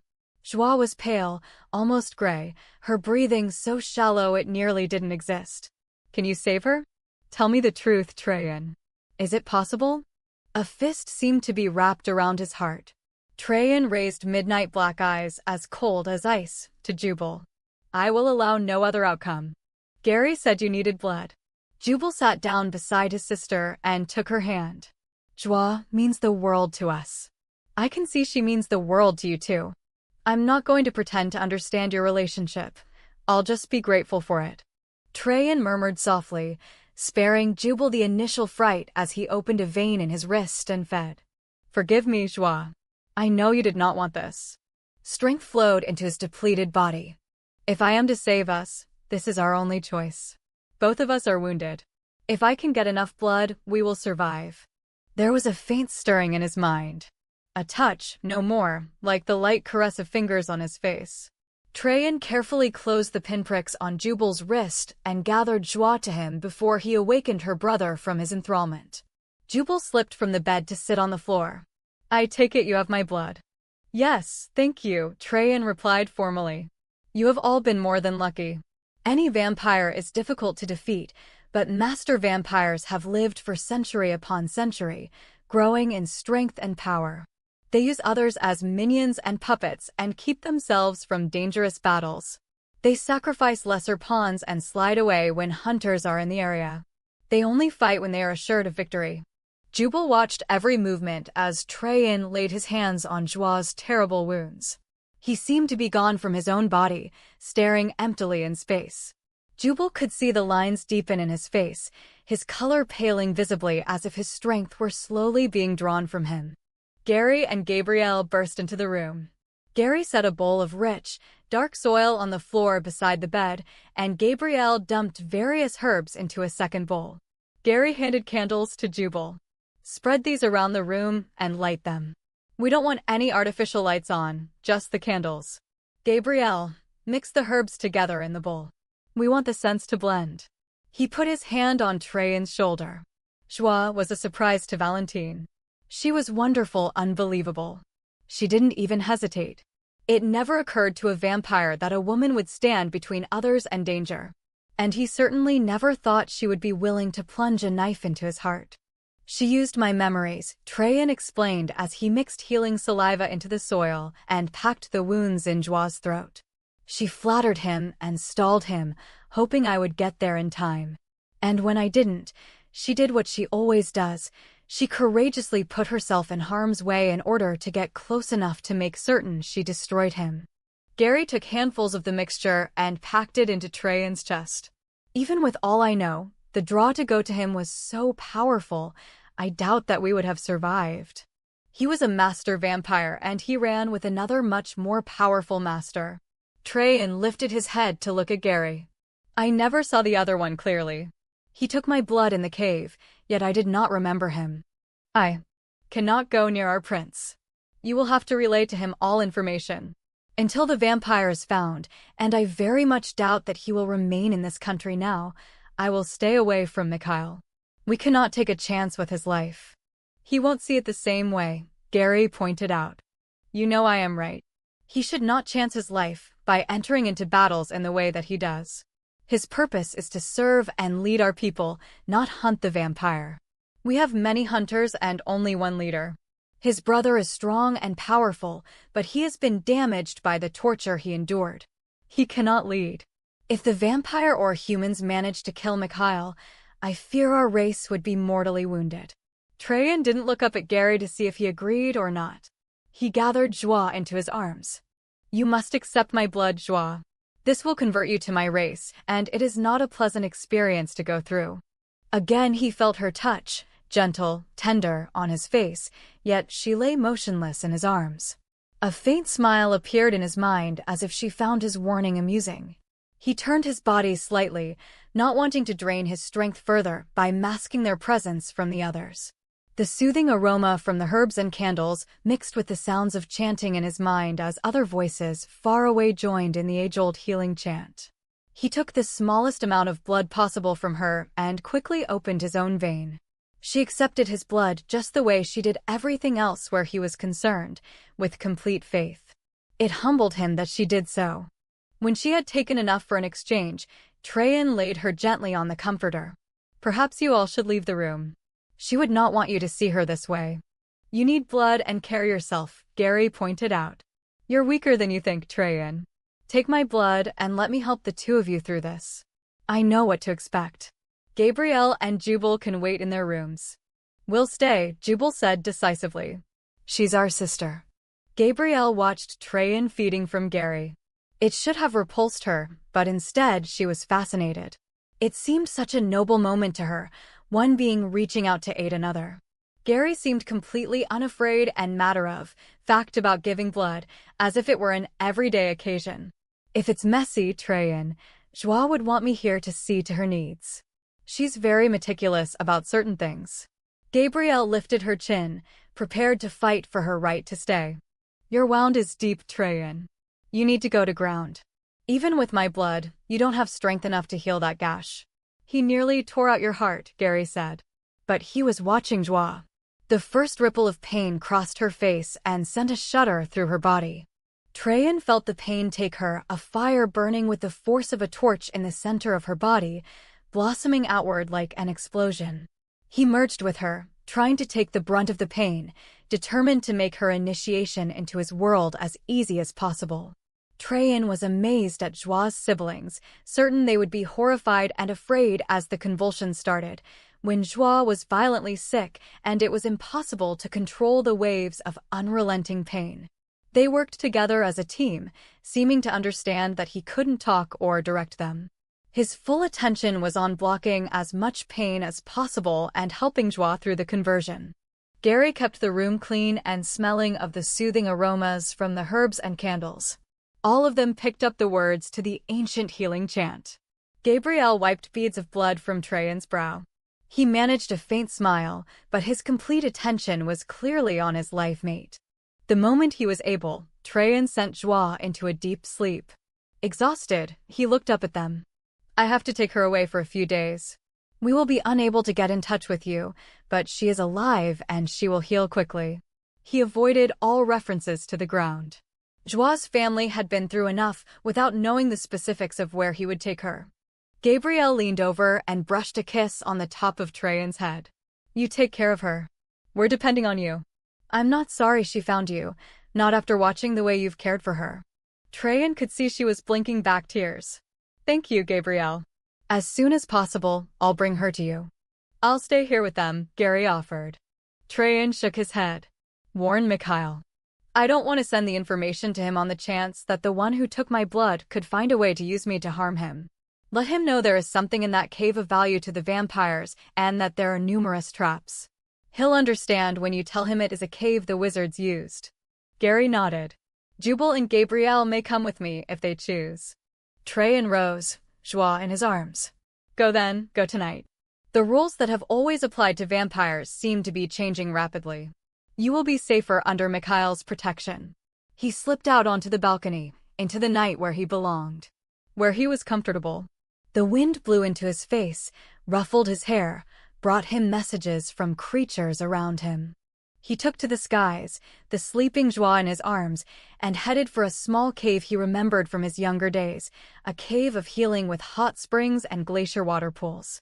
Far below his homeland stretched out before him, a place he had not seen in many years. The sight brought back memories of his parents and his childhood friends. He was home, and he held his life mate in his arms. She will never be safe. You will always be linked to me. I spared your life, but I can take it whenever I choose. And I will take hers. Traian did not hesitate.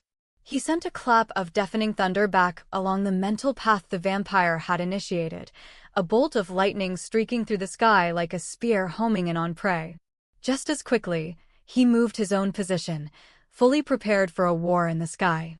An explosion of pain burst in Traian's head. He wrote it out, certain he'd scored a hit. You will pay for that. I am an ancient warrior.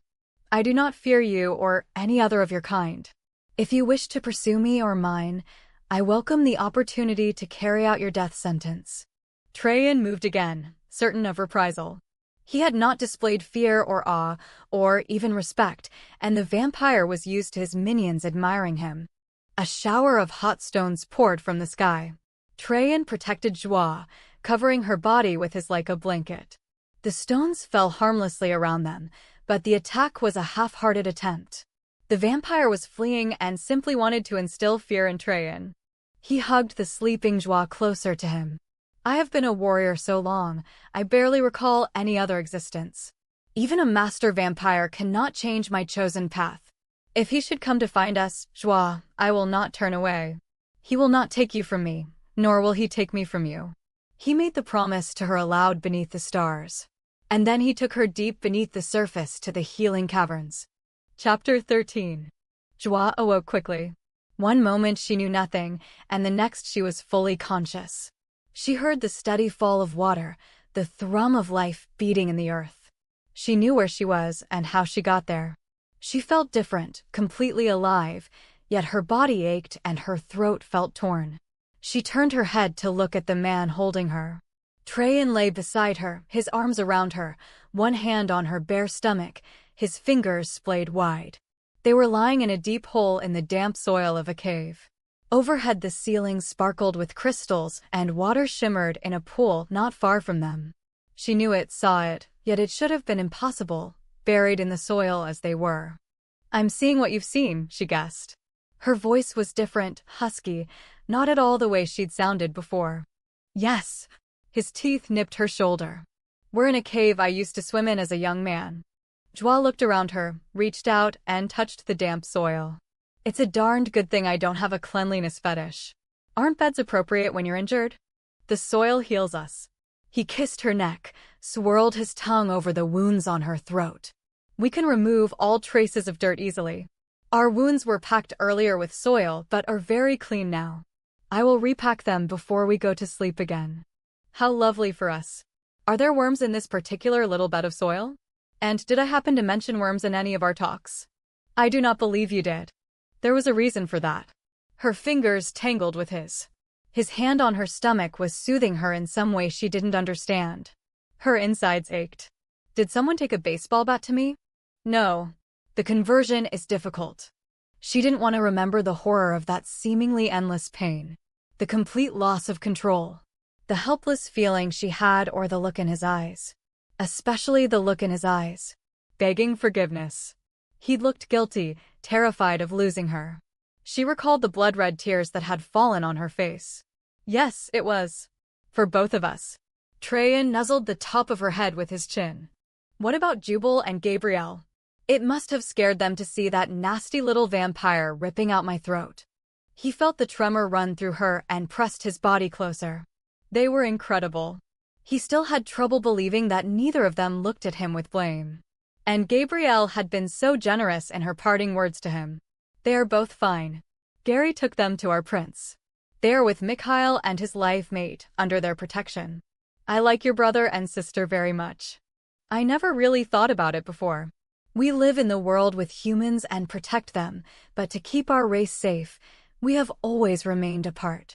This has been my first close contact with humans. Gary is an extraordinary man and obviously trusted by our prince.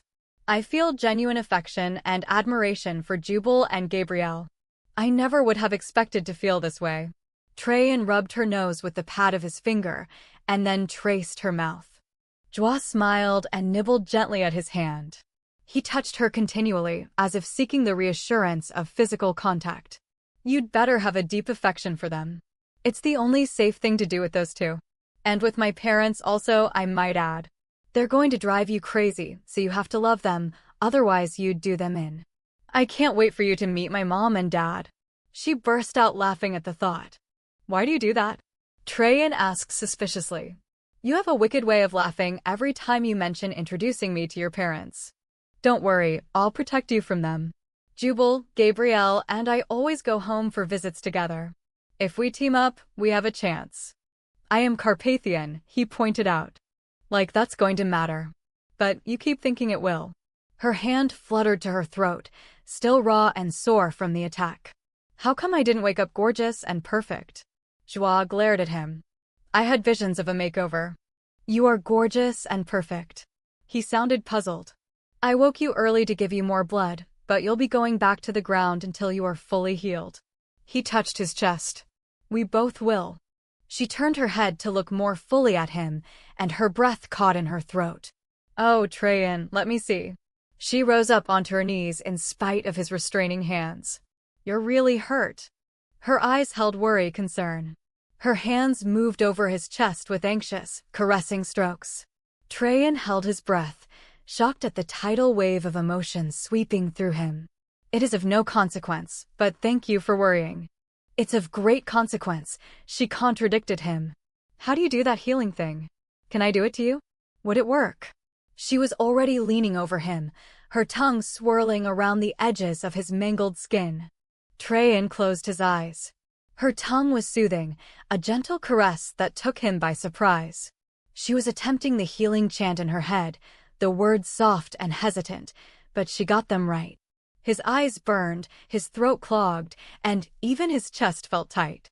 It had not occurred to him that she would try to take care of his wounds. Silly man, she whispered. Of course I'm going to take care of you. I need to take care of you. He didn't open his eyes, afraid she might see tears there. I thought you were a want to kind of woman. True, but women get to change their minds all the time. Right now I need to do this. She laughed, and her breath was warm against his bare skin. You'd be surprised at the things I need to do. Her mouth was moving dangerously lower. Oh no, you don't, he objected. You need to heal first, Joie. I am going to give you blood and put you back to sleep. She laughed again, blew warm air over the head of his erection. Really? Her tongue licked him as if he were an ice cream cone.